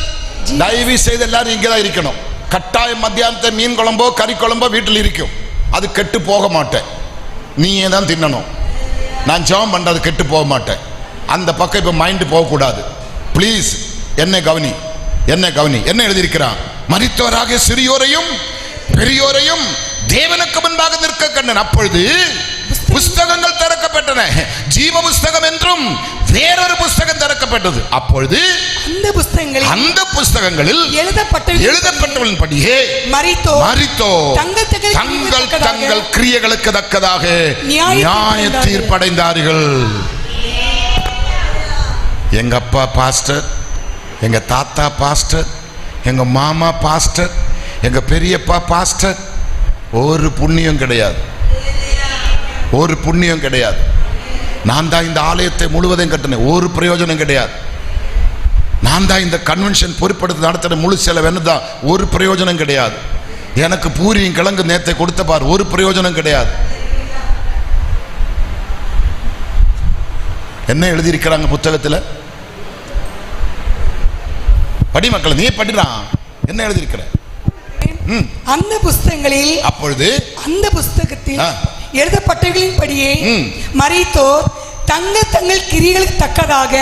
இல்ல அவ்வளவு அவசரப்பட வேண்டாம். 12ஆம் வசனத்திலே படிங்க, கடைசி பகுதி. திறக்கப்பட்டது. அப்பொழுது அந்த புஸ்தகங்களில் எழுதப்பட்டபடியே கரெக்ட் தான், மரித்தோர் தங்கள் கிரியைகளுக்கு தக்கதாக நியாய தீர்ப்படைந்தார்கள். ஹல்லேலூயா. 1 ஏக்கர் ரப்பரை வித்து பணத்தை எடுத்துக்கொண்டு கொடுத்து சமாளிக்க முடியுமா? சொல்லுங்களேன். கிட்டத்தட்ட 101 சவரன் வச்சிருக்கிறேன். 101 சவரனை கொண்டு கலட்டி காலில் வச்சான். அங்க ஏதாவது நடக்குமா? அங்க நம்ம நடக்கிறதே தங்க தேர்ல தான். அங்க என்ன அங்க ஒரு மாதிரி பாக்குறீங்க? அங்க நடக்கிறது என்னது? தாருக்கு பதிலா யூஸ் பண்றதே தங்கம் தான். தங்கத்திலே நடக்க போறோம். தங்க தேர்ல உட்கார போறோம். தங்க கிரீடம் சிரசில வைக்க போறோம். தங்க மணவாளன் நமக்கு மணவாளனாக வலது பார்சத்தில் நிற்க போறோம். அது எத்தனை பேட கண்களில் இப்ப பார்க்க முடியும்? நான் பேசும் உங்களோட கண்கள் அங்கதான் இருக்கணும். உங்களோட கற்பனையில் இப்ப அந்த சிந்தனைகள் வரணும். நீங்க அதை புரிந்து பார்க்கணும், சிந்தித்து பார்க்கணும். அங்க என்ன சொல்லி இருக்கிறார்கள்? புஸ்தகங்களில் எழுதப்பட்டவர்களின்படியே மரித்தோர் தங்கள் கிரியைகளுக்கு தக்கதாக நியாய தீர்ப்படைந்தார்கள். 13ஆம் வசனம். சமுத்திரம் தங்களில் மரித்தோரை ஒப்புவித்தது, மரணமும் பாதாளமும் தங்கள் மரித்தோரை ஒப்புவித்தன. யாவரும் தங்கள் கிரியைகளின்படியே நியாய தீர்ப்படைந்தார்கள். தப்பிக்கிறதுக்கு சான்ஸ் இல்லை. நானும் தப்பிக்க முடியாது. நம்ம யாருமே தப்பிக்க முடியாது. எல்லாரும் மனிதனாய் பிறந்த அத்தனை பேரும், ஆதா முதல் கொண்டு இந்த நாள் வரை இருக்கிற அத்தனை பேரும் அன்னைக்கு அங்க நிக்கணும். அடுத்தது வாங்க. அப்பொழுது 14ஆம் வசனம் மக்களே. அப்பொழுது மரணமும் பாதாளமும் அக்கினி கடலிலே தள்ளப்பட்டன. இது 2ஆம் மரணம். என்ன மரணம்? 2ஆம் மரணம். என்ன மரணம்? என்ன மரணம்? 2ஆம் மரணம். எத்தனை பேர் போறீங்க? பாத்தீங்களா? இல்லையா சொன்ன பாத்தீங்களா? ஒரு பாஸ்டர் ஆல் நைட் பிரேயர்ல பரலோகத்தை குறித்து நரகத்தை குறித்து சூப்பரா பிரசங்கம் பண்ணிருக்கிறாங்க. பயங்கர பிரசங்கம். ஜனங்கள் எல்லாம் ரொம்ப ஆவேசமா கையடிக்குது, சோத்திரம் சொல்லுது. மூப்பனார் மட்டும் இங்க நம்ம மூப்பனார் இல்லை, என்ன தப்பா நினைக்க கூடாது. மூப்பனார் மட்டும் தூணிலே சாஞ்சு கொரட்டு விட்டு தூங்கிட்டு இருக்கிறாங்க. கடைசியா பாஸ்டர் சொன்ன பரலோகம் போறவங்க எல்லாம் எழும்புங்க சொன்ன, எல்லாரும் எழும்பிட்டாங்க. மூப்பனாரு தூங்கிட்டு இருக்கிறாங்க. எல்லாரும் எழும்பி ஆர்ப்பரித்து உட்கார்ந்த உடனே மூப்பனாருக்கு தெளிவு வந்தது. நரகத்தில் போறவங்க எழும்புங்க சொன்ன, மூப்பனார் எழும்பிட்டாங்க. உடனே எல்லாரும் மூப்பனாரை பார்த்து சிரிக்கிறாங்க. கேலி செய்கிறார். இத்தனை வருஷமா மூப்பனாரா இருந்து வெக்கமில்லை, நரகத்தில். இவர் உடனே சொன்ன, மேடையிலே பாரு, இத்தனை வருஷமா நமக்காக பாடுபட்டு ரத்தம் சிந்தி ஊழியம் செய்து பாஸ்டிங் இருந்தனை ஒடுக்கி ஜெபிச்ச பாஸ்டர் நரகம் போவதுக்கு எழும்பி நிற்குமோ, நான் பரலோகம் போகணுமா? மனசிலாயோ? மனசிலாய்? பாஸ்டர் நிக்கிற மூப்பனார் எப்படி சமாளிக்கிற பாருங்க. இப்படிப்பட்ட மூப்பனாரை தான் நம்ம வைக்கணும். பாஸ்டருக்கு சப்போர்ட். பாஸ்டர் நிக்கிறாங்க, நீங்களே எப்படி உட்காருவீங்க? அவர் பாவம் நின்றுட்டு தான் பிரசங்கம் பண்ண, நின்றுட்டு தான் கேட்டேன். ஆனா மூப்பனார் அதை பயன்படுத்திட்டாங்க. நான் சொல்றது ஜோக் அல்ல, சிந்திக்கிறதுக்காக. சிந்திக்கிறதுக்காக மூளை வேலை செய்யணும். நமக்கு 6 அறிவு. 6வது அறிவு பகுத்தறிவு. நன்மை தின்மை அறியக்கூடிய பகுத்தறிவு தேவன் நம்ம கொடுத்திருக்கிறார். எத்தனை பேர் விசுவாசிக்கிறீங்க? 5 அறிவுள்ள எரும மாடுக்கு கோர்ட்டு கிடையாது, வக்கீல் கிடையாது, போலீஸ் கிடையாது. எங்கேயாவது எரும மாடு யூனிஃபார்ம் போட்டு சல்யூட் அடிக்க நீங்க பார்த்திருக்கிறீங்களா? பன்றிக்கு கோர்ட்டு கிடையாது, வக்கீல் கிடையாது, வக்காலத்து கிடையாது, ஒரு மிருகத்தும் கிடையாது, தாலி அறக்கிறதும் கிடையாது, தாலி கட்டுறதும் கிடையாது. ஆனா குடும்பம் சந்தோஷமா போகுது. இந்த மனுஷனா இருக்கிற 2 காலு மிருகம், இவங்களுக்கு தான் பிரச்சனை.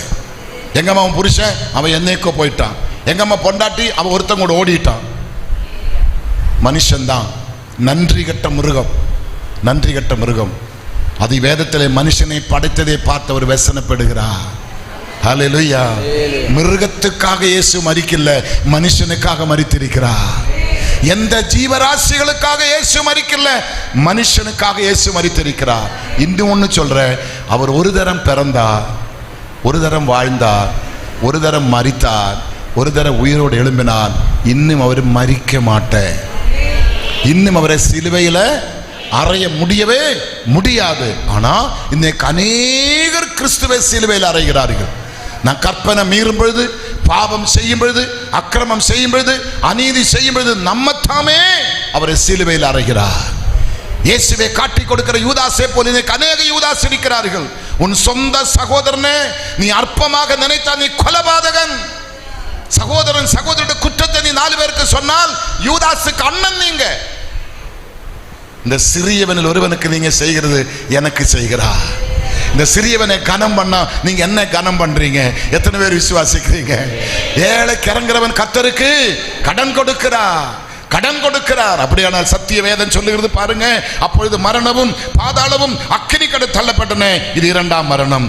ஜீவ புத்தகத்தில் 15ஆம் வசனம், ஜீவ புத்தகத்தில் எழுதப்பட்டவனை காணப்படாத எவனோ அவன் அக்கினி கடலிலே தள்ளப்பட்டான். எவனோ? 128ஆம் சங்கீதம் 1 வசனம் சொல்லுது, கர்த்தருக்கு பயந்து அவள் வழி வந்திருக்கு. எவனோ? இங்கே என்ன சொல்லியிருக்கிறார்? எவனோ. ஹல்லேலூயா. யாரா இருக்கட்டும், என்ன பதவி இருக்கட்டும், என்ன பட்டம் இருக்கட்டும், என்ன கிரீடம் இருக்கட்டும், பரலோகம் போக முடியாது. பரலோகம் போக முடியாது. ஜீவ புத்தகத்தில் எழுதப்பட்டவனாய் காணப்படாதவன் எவனோ அவன் அக்கினி கடலிலே தள்ளப்படுவார். அந்த அக்கினி அணையாது, அந்த புழு சாகாது. நித்திய காலம். காலிலே பார்த்தோமே ஐஸ்வர்யவான், அதே போல நரகத்தில் போய் துடிக்க கூடாது. கையெடுத்து கும்பிட்டு இயேசுவை அறிந்து கொள்ளுங்க, இயேசுவை கற்றுக்கொள்ளுங்க, இயேசுவை பின்பற்றுங்க. அவர் என்ன சொல்றாரோ அது செய்யுங்க. கானா ஒரு கல்யாண வீட்டுல இயேசு தாய் மரி என்ன அவர் என்ன சொல்றாரோ அதன்படி செய். பச்சை தண்ணீர் திராட்சரசமா மாறுது. அவருடைய சொல்லுக்கு கீழ்ப்படி. இந்த வானம், இந்த பூமி, இந்த சந்திரன், இந்த சூரியன் இதெல்லாம் காணாம போக போகுது. ஒலிவு மலை இந்த இயேசு கிறிஸ்துவின் வருகைக்கு ஆயத்தமாய் கொண்டிருக்கிறார்கள். இந்த யுத்தங்களும் இந்த பிரச்சனைகளும் எல்லாமே எதெடுத்து காட்டுகிறார்? இயேசு சீக்கிரம் வருகிறார். சபையை நீ ஆயத்தமாக, சபையை நீ எழும்பு, சபையை நீ பரிசுத்தமட, சபையை நீ ஆயத்தப்படு என்றுதான் நமக்கு கூவி அறிவிக்கிறார்கள். இந்த பூமி காணாம போக போகுது, மேல இருக்கிற வானம் காணாம போக போகுது, சூரிய சந்திரன் காணாம போகுது, கடல் எல்லாம் அக்கினி கடலாக மாறப்போகுது, இரத்த கடலாய் மாறப்போகுது. எல்லா சூழ்நிலைகளையும் மாறிக்கொண்டிருக்கிறார். பஞ்சம் வரப்போகுது, கொள்ள நோய் வரப்போகுது. ஆமே, கொள்ள நோய் வரப்போகுது. இப்ப பிள்ளைங்க சொன்னாங்க, பக்கத்தில் ஒரு 3 வயசு பிள்ளை கேன்சர்னால ஆர்சிசியில் அட்மிட் பண்ணிருக்கு. குழந்தை வயிற்றுல பிறக்கிற குழந்தைக்கே கேன்சர், வயிற்றில் பிறக்கிற குழந்தைக்கு இருக்கிற குழந்தைக்கு கிட்னி ஃபெயிலர், வயிற்றில் இருக்கிற பிள்ளைக்கு ஹார்ட்ல ஓட்ட, வயிற்று பிறக்கிற பிள்ளைக்கு உடனே சுகர். என்ன ஆச்சரியம், என்ன ஆச்சரியம். காலம் பொல்லாத காலம். சமாதானம் என்பது உலகத்தில் யாருக்குமே கிடையாது.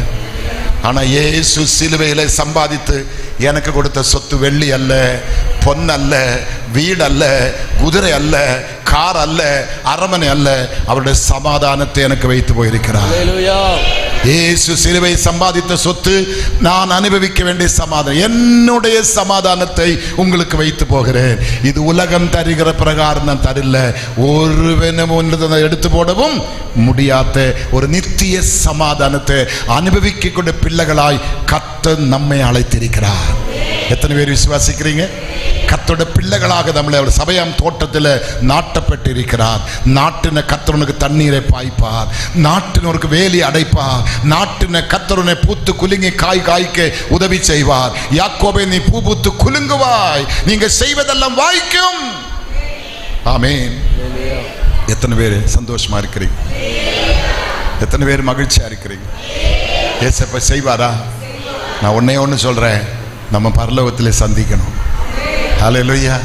என்ன இந்த பூமியில வந்து உங்களை பார்க்கறதுக்கு எனக்கு வாய்ப்பு கிடைக்கும் சொல்ல முடியாது, அதுக்குள்ள காலம் இருக்குன்னு சொல்ல முடியாது, அடுத்த ஒரு லெந்து வருமானு எனக்கு சொல்ல முடியாது. கர்த்தருக்கு ஸ்தோத்திரம், இயேசு சீக்கிரம் வரப்போகிறார். இதை சொல்லுவதற்காக தான் தெய்வம் என்னை காஞ்சிபுரத்தை இங்க வர வைத்திருக்கிறார். எத்தனை பேர் சந்தோஷமா இருக்கிறீங்க? எத்தனை பேர் மகிழ்ச்சியா இருக்கிறீங்க? உங்க டாக்டரை நான் பார்த்ததில்லை, டாக்டர் என்னையும் நேருக்கு நேரா பார்த்ததில்லை, எங்களுக்குள்ள எந்த கான்டாக்டுமே இல்லை. ஆவியானவர் அவருக்குள்ள ஏவி இருக்கிறார். ஆவியான சொன்னதை சபை ஏற்றெடுத்திருக்கிறார், கமிட்டி ஏற்றெடுத்திருக்கிறார். இந்த காரியம் சீக்கிரம் நடக்கக்கூடிய காரியம் அல்ல, இது கர்த்தரால் ஆயிற்று. எத்தனை பேர் விசுவாசிக்கிறீங்க? இது கர்த்தரால் ஆயிற்று. இதனுடைய அர்த்தம் என்ன? உங்களை கர்த்தர் நேசிக்கிறார், உங்களை இந்த சபையை கர்த்தர் நேசிக்கிறார், என் கனவான்களாய் இருக்கிற ஊழியக்காரர்களை கர்த்தர் நேசிக்கிறார், நம்முடைய கமிட்டியை கர்த்தர் நேசிக்கிறார், இந்த சபையை கர்த்தர் நேசிக்கிறார். இந்த மகிமையின் ஆசீர்வாதத்தை அனுபவிக்க தெய்வம் நமக்கு கிருபை தருகிறார்.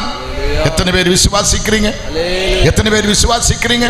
21ஆம் அதிகாரத்தில் 2 வசனம் 6-7 வசனம். அன்றியும் அவர் என்னை நோக்கி, ஆயிற்று, நான் அல்பாவும் ஒமேகாவும் ஆதியும் அந்தமாயிருக்கின்றேன், தாகமாயிருக்கிறவனுக்கு நான் ஜீவ தண்ணீர் ஊற்றில் இலவசமாய் கொடுப்பேன். ஜெயம் கொள்ளுகிறவன் எல்லாவற்றையும் சுதந்தரித்துக் கொள்ளுவான். நான் அவன் தேவனாயிருப்பேன், அவன் என் குமாரனாயிருப்பான். பிள்ளைகளே, அப்பா அம்மா, நான் சொல்ற தமிழ் விளங்கு இல்லையா? ஆண்டவர் வாளன்றி அவங்களை பார்த்து சொல்றதா இங்க சொல்றது பாருங்களேன். ஜெயம் கொள்ளுகிறவன் எல்லாவற்றையும் சுதந்தரித்துக் கொள்ளுவான், நான் அவன் தேவனாயிருப்பேன், அவன் என் குமாரனாயிருப்பான். எத்தனை பேர் விசுவாசிக்கிறீங்க? எத்தனை பேர் விசுவாசிக்கிறீங்க? 8ஆம் வசனத்தோடு நான் முடிக்க போறேன். இதுதான் மிக இம்பார்ட்டன்டான வசனம். 21ஆம் அதிகாரம் 8ஆம் வசனம். அதுல 8 கூட்டமான மக்களை நீங்க பார்க்க முடியும். 8ஆம் வசனத்துல 8 கூட்ட மக்கள். முதலாவது பயப்படுகிறவன், அவிசுவாசி, அருவருப்பானவன், கொலபாதகன், விபச்சாரகன், சூன்யக்காரன், விக்கிரக ஆராதனக்காரன், பொய்யன் அனைவரும் 2ஆம் மரணமாக அக்கினியும் கந்தகமும் எரிகிற கடலிலே பங்கடைவார் என்றார். யாராரு? பயம். இந்த சத்தியம் எல்லாம் கேட்கலாமா? இந்த சத்தியத்துக்கு கீழ்ப்படியலாமா? மற்றவங்க என்ன சொல்லுவாங்க, இது செய்யலாமா? அப்படி ஒரு பயம். இந்த இயேசுவை ஏற்றுக்கொண்ட வேலை கிடைக்குமா, கல்யாணம் கிடைக்குமா, மாப்பிள்ளை கிடைக்குமா, பொண்ணு கிடைக்குமா? அப்படி ஒரு பயம். பயப்படுக. நம்பர் 1 வேதம் சொன்னேன், நான் உனக்கு பயத்தின் ஆவியை தரல, பலத்தின் ஆவியும் பராக்கிரமத்தின் ஆவியும் தந்திருக்கிறேன். ஹல்லேலூயா. பயப்படுகிறவன் கிறிஸ்தவன் அல்ல, பயப்படுகிறவன் கிறிஸ்தவன் அல்ல. அங்க சொல்லுகிறான் பயப்படுகிறவன். 2வது அவிசுவாசி. எவ்வளவு சொன்னாலும் ஏற்றுக்கொள்ள மாட்டாங்க, எவ்வளவு அற்புதம் நடந்தாலும் நம்ப மாட்டாங்க, எவ்வளவு நடந்தாலும் அவிசுவாசம். அவிசுவாசம். அடுத்தது அருவருப்பானவன். பைபிள் எடுக்கிறதுக்கு அருவருப்பு, சர்ச்சுக்கு வர்றதுக்கு அருவருப்பு, ஜெபிக்கிறதுக்கு அருவருப்பு, ஊழியம் செய்யறதுக்கு அருவருப்பு, ஊழியக்காரனுக்கு பெண்ணு கொடுக்கிறதுக்கு அருவருப்பு. நிறைய பேர் ஊழியக்காரனுக்கு பெண்ணு கொடுக்க மாட்டான். அதையும் சொல்லிட்டு தான் நான் போனோம். நீ கவர்மெண்ட் எம்ப்ளாயிஸ், நாங்க கிறிஸ்துவின் எம்ப்ளாயிஸ். உனக்கு 30 நாள் வேலை செய்தா 30ஆம் நாளோ 31ஆம் நாளோ சம்பளம். கோவப்பட்டாலும் பாட்டுக்காரு நீங்களா தலையாட்டணும். 30ஆம் நாள் உனக்கு கையெழுத்து போட்டா சம்பளம். அதெல்லாம் பிடிச்சிட்டு தான் கொடுப்பாங்க. எந்த லோன் எடுத்தேன்னு எல்லாத்தையும் பிடிச்சிட்டு கொஞ்சமா கொடுப்பாங்க. இங்கே இருக்கிற உங்களுக்கு எப்படின்னு தெரியல, எங்களுக்கெல்லாம் தினமும் சம்பளம், தினமும் சம்பளம். ஐயோ பொறாம பார்த்தீங்களா? கவர்மெண்ட் எம்ப்ளாயிஸுக்கு தான் பொண்ணு கொடுப்பேன், பாஸ்டர் கொடுக்க மாட்டேன். உன் பொண்ணு பட்டினியா கிடக்காம இருக்கணுமா, ராணியா இருக்கணுமா, பாஸ்டர் கொடு. நித்தவும் சம்பளம்.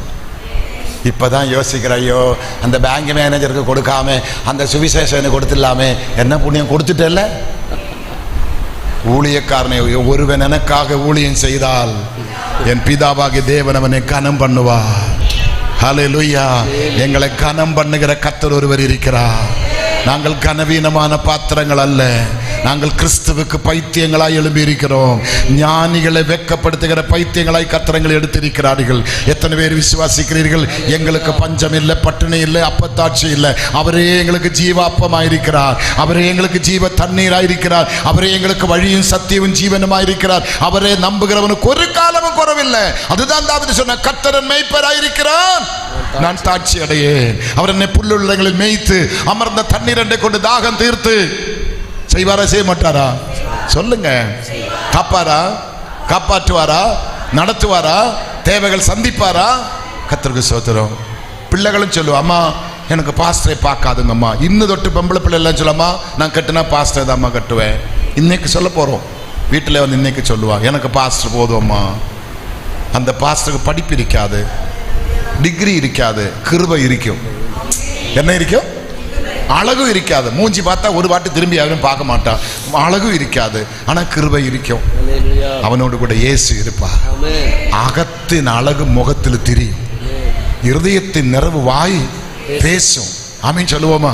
திக்குவாயுள்ள மோசே தான் கர்த்தர் எடுத்தாங்க. எத்தனை பேர் விசுவாசிக்கிறீங்க?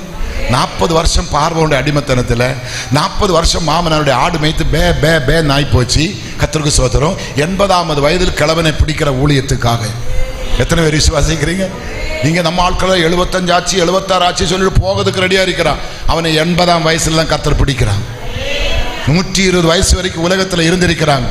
கண்ணாடி வச்சதே இல்லைன்னு பைபிள் சொல்றான். ஆமீன் சொல்லுவோமா? நல்லா தான் இருந்தாங்க மோசே. எத்தனை பேர் விசுவாசிக்கிறீங்க? என்னை பலப்படுத்துகிற கிறிஸ்து, உங்களை பலப்படுத்துகிற கிறிஸ்து உங்களை வைராக்கியமாக நடத்துவார். இப்ப நியாய தீர்ப்பின் நாளில் நீங்களும் நானும் நியாயாசனத்துக்கு முன்பாக நின்றுதான் ஆக வேண்டும். அப்ப என்னோட பேர் அங்கே இருக்கணும். இந்த ரெக்கார்டு ஒண்ணுமே பரலோகத்துக்கு வராது. அங்க என்னோட பேர் என்ன பண்ணணும் சொல்லுங்களேன். இருக்கணுமா வேண்டாவா? எங்க அப்பா ஒரு தப்பு பண்ணாங்க. நாங்க 7 பிள்ளைங்க. நல்லா கவனிக்கணும் நான் சொல்ற வார்த்தை. நாங்க 7 மக்கள், 5 ஆண் 2 பெண்ணு. நான் 5வது பையன். என்னை எங்க அப்பா உயிருக்கு நேசிப்பேன். எங்க அப்பா சொல்லுவேன், நான் பிறந்த பிற்பாடுதான் ஐஸ்வர்யம், கனம், பேரு, புகழ் எல்லாம் சொல்லி என்னை ரொம்ப புகழ்ந்து பேசுவாங்க. அவருக்கு ஒரு ஆசை, கடைசி வரைக்கும் அவர் மரிக்கிற வரைக்கும் நான் என் மனைவியும் அவர் கூட தான் இருக்கணும். அண்ணன்மார் 2 கல்யாணம் கட்டி போனோம், தம்பிமார் 2 கல்யாணம் கட்டி போய் நான் தான் குடும்பத்தில் அவங்களை பார்க்க ஒரு ஆசை. அவ்வளோ என்னை நேசித்த தகப்பன். நான் ஊழியத்தின் நிமித்தமாக தமிழ்நாட்டுக்கு வந்ததுனால எங்க அப்பா செய்த துரோகம், எனக்கு வர வேண்டிய சொத்துல சிங்கிள் பைசா எனக்கு தரல. ஒரே ஒரு சேஃப்டி பின், ஒரு குண்டூசி எனக்கு தரல. எல்லா சொத்தையும் எல்லாருக்கும் பங்கிட்டு என் பங்கன் தம்பி பேர்ல, தம்பி சவுதி அரேபியாவில் ராஜாவுடைய அரமனையில் எல்லா காரியத்தையும் உத்தரவாதம் பார்க்கிறவன் என்னோட தம்பி. லட்சங்கள் சம்பாதிக்கிற தம்பி சவுதி அரேபியாவில். அவனுக்கு என் சொத்து முழுவதும் எழுதி கொடுத்தேன். எங்க அப்பா எழுதி கொடுத்துட்டு என்னை கூப்பிட்டேன். நான் என் மனைவி போனேன். எங்க அப்பா 2000 மரித்தாங்க. மரிக்கிற வரைக்கும் அவர் பக்கத்தில் நான் உட்கார்ந்து கிடையாது, எதிர்த்து நான் பேசுறது கிடையாது. அவருடைய ஒவ்வொரு வார்த்தைக்கு நான் கீழ்ப்படிஞ்சிருக்கிறேன். அவர் சொன்னதுக்கெல்லாம் நான் கீழ்ப்படிஞ்சேன். ஆனால் ஊழியத்துக்கு போக சொன்ன நேரத்தில் மட்டும்தான் என்னை எதிர்த்தாங்க. அதுவும் தமிழ்நாட்டுக்கு நீ போகக்கூடாது, வேணுமா இங்கே நீ ஊழியம் செய், கர்த்தர் அழைக்கிற தமிழ்நாட்டுக்காக. நான் என்ன செய்ய முடியும்? அப்பா பேச்சு கேட்கணுமா? என் ஆண்டவரோட பேச்சு கேட்க. அப்பா 2000 போயிட்டு இவர் இன்னும் போகவே இல்லை, என் கூட தான் இருக்கிறாங்க. இப்படி ஒரே பிரச்சனையாய் நான் பிள்ளைகளை தூக்கிட்டு தமிழ்நாட்டுக்கு வந்தேன். சின்னவனுக்கு 1 வயசு, பெரியவனுக்கு 2.5 வயசு, 2 கை குழந்தையோடு தமிழ்நாட்டுக்கு வந்தேன். தமிழ் தெரியாது.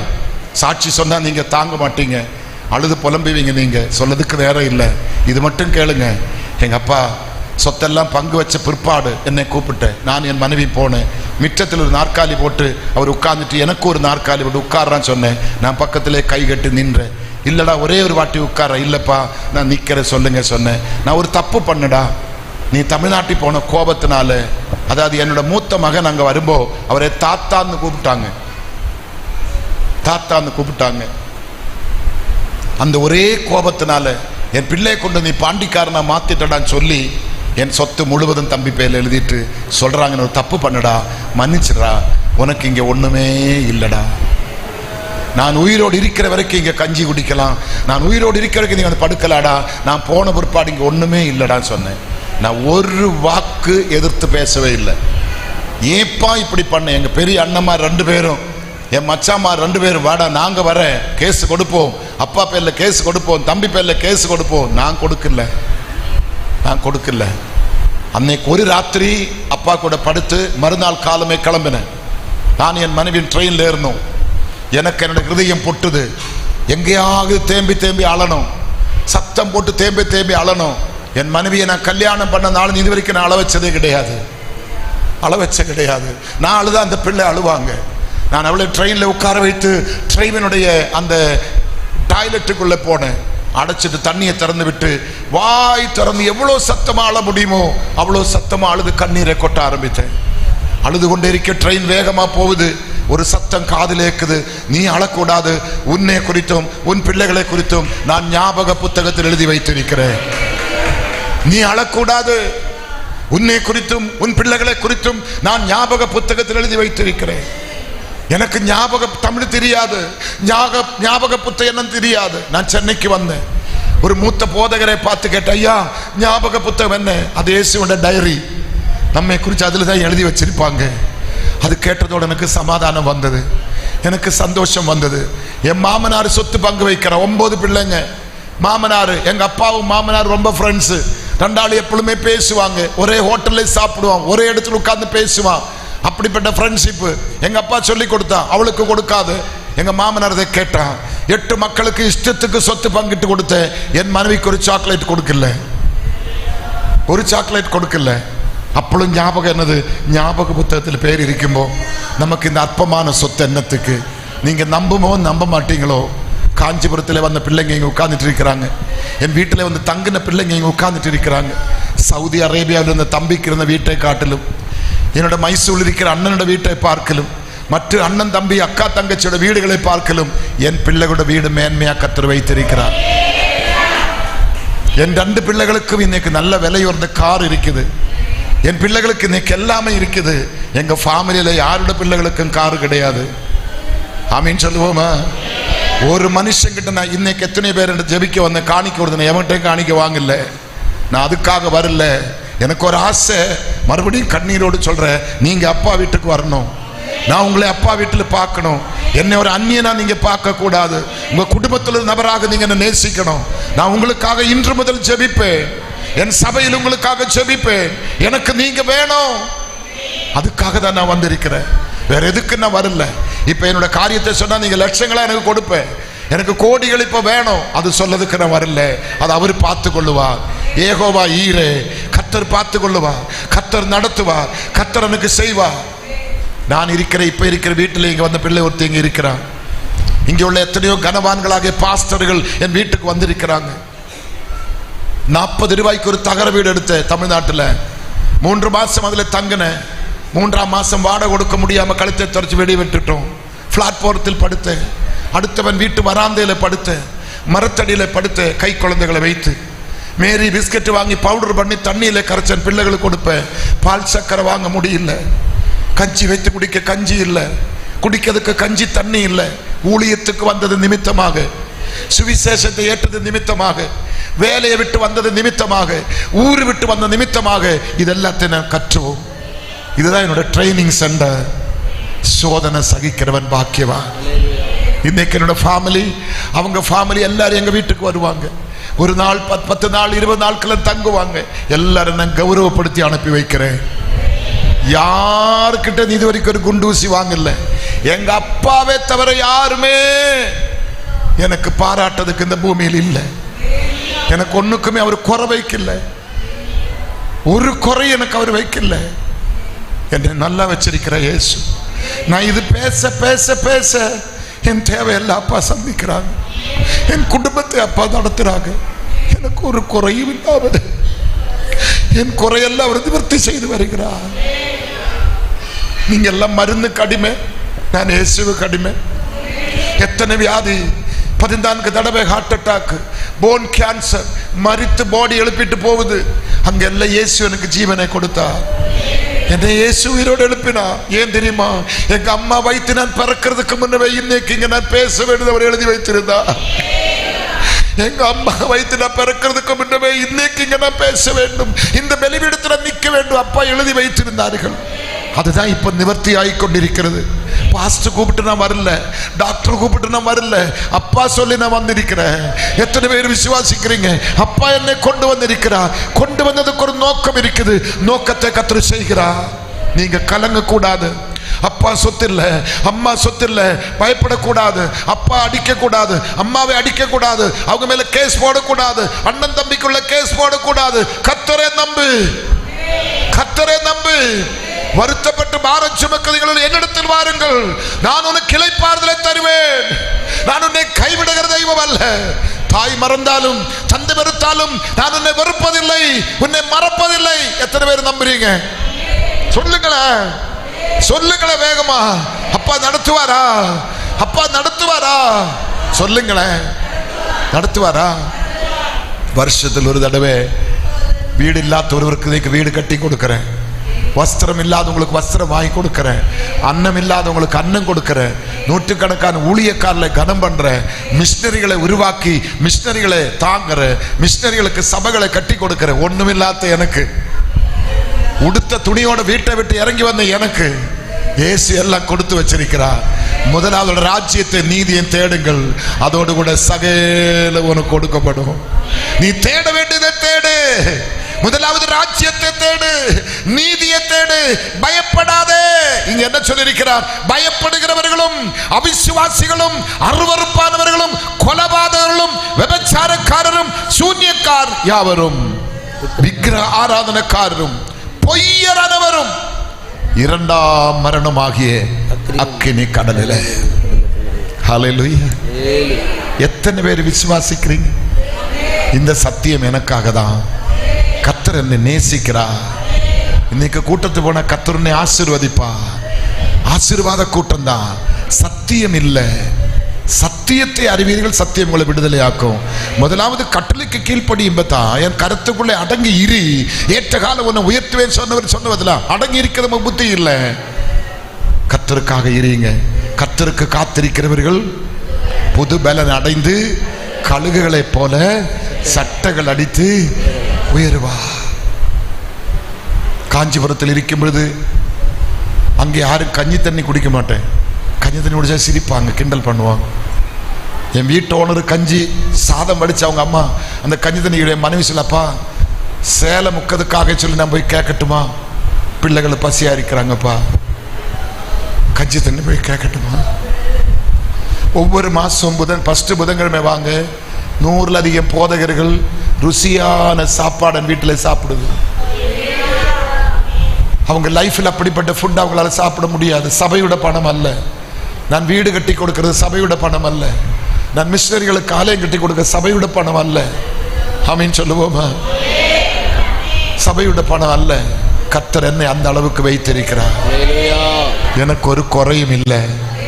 நிறைவானவர் எனக்குள்ள இருக்கிறார். நிறைவானவர் வரும்போது குறைவானது. அப்பா அங்கிள் ஆண்டி எல்லாரும் கவனிக்கிறீங்களா? இயேசு மாத்திரம் நமக்கு போதும். இயேசு மாத்திரம் நமக்கு போதும். வாலிப தம்பி தங்கச்சி இளம் தம்பதிகளே, இயேசு மாத்திரம் நமக்கு போதும். அந்த இயேசு நமக்கு இருந்தால் எல்லாமே இருக்கிறது. நிறைவானவர், நிறைவானவர், நிறைவானவர், நிறைவானவர் இயேசு. அப்படியானால் ஜெயம் கொள்ளுகிறவனுக்கு தான் இந்த பாக்கியம் எல்லாம் கிடைக்கும். நான் உலகத்தை ஜெயிக்கணும், நான் பிசாசை ஜெயிக்கணும், நான் பாவத்தை ஜெயிக்கணும், இயேசுவுக்காக வாழணும், ஜெய கிறிஸ்துவுக்காக ஜெய கம்பீரமாக நான் வீர நடக்க வேண்டும். இயேசுவோடு நான் வாழ வேண்டும், இயேசுவோடு நான் பேச வேண்டும், இயேசுவோடு கூட வலது பார்சத்தில் உட்கார வேண்டும். இயேசு மாத்திரம் தான் சொன்னேன், என்னை விசுவாசிக்கிறவன் நான் செய்கிற கிரியைகளை செய்வார், அவைகளை காட்டிலும் மேலானவைகளை செய்வார்.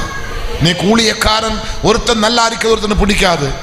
குடும்பத்திலே ஒரு அண்ணன் நன்னா தம்பிக்கு பிடிக்காது, தம்பி நல்லானா அண்ணனுக்கு பிடிக்காது. இதான் குடும்பம். ஆனா இயேசு அப்படி அல்ல.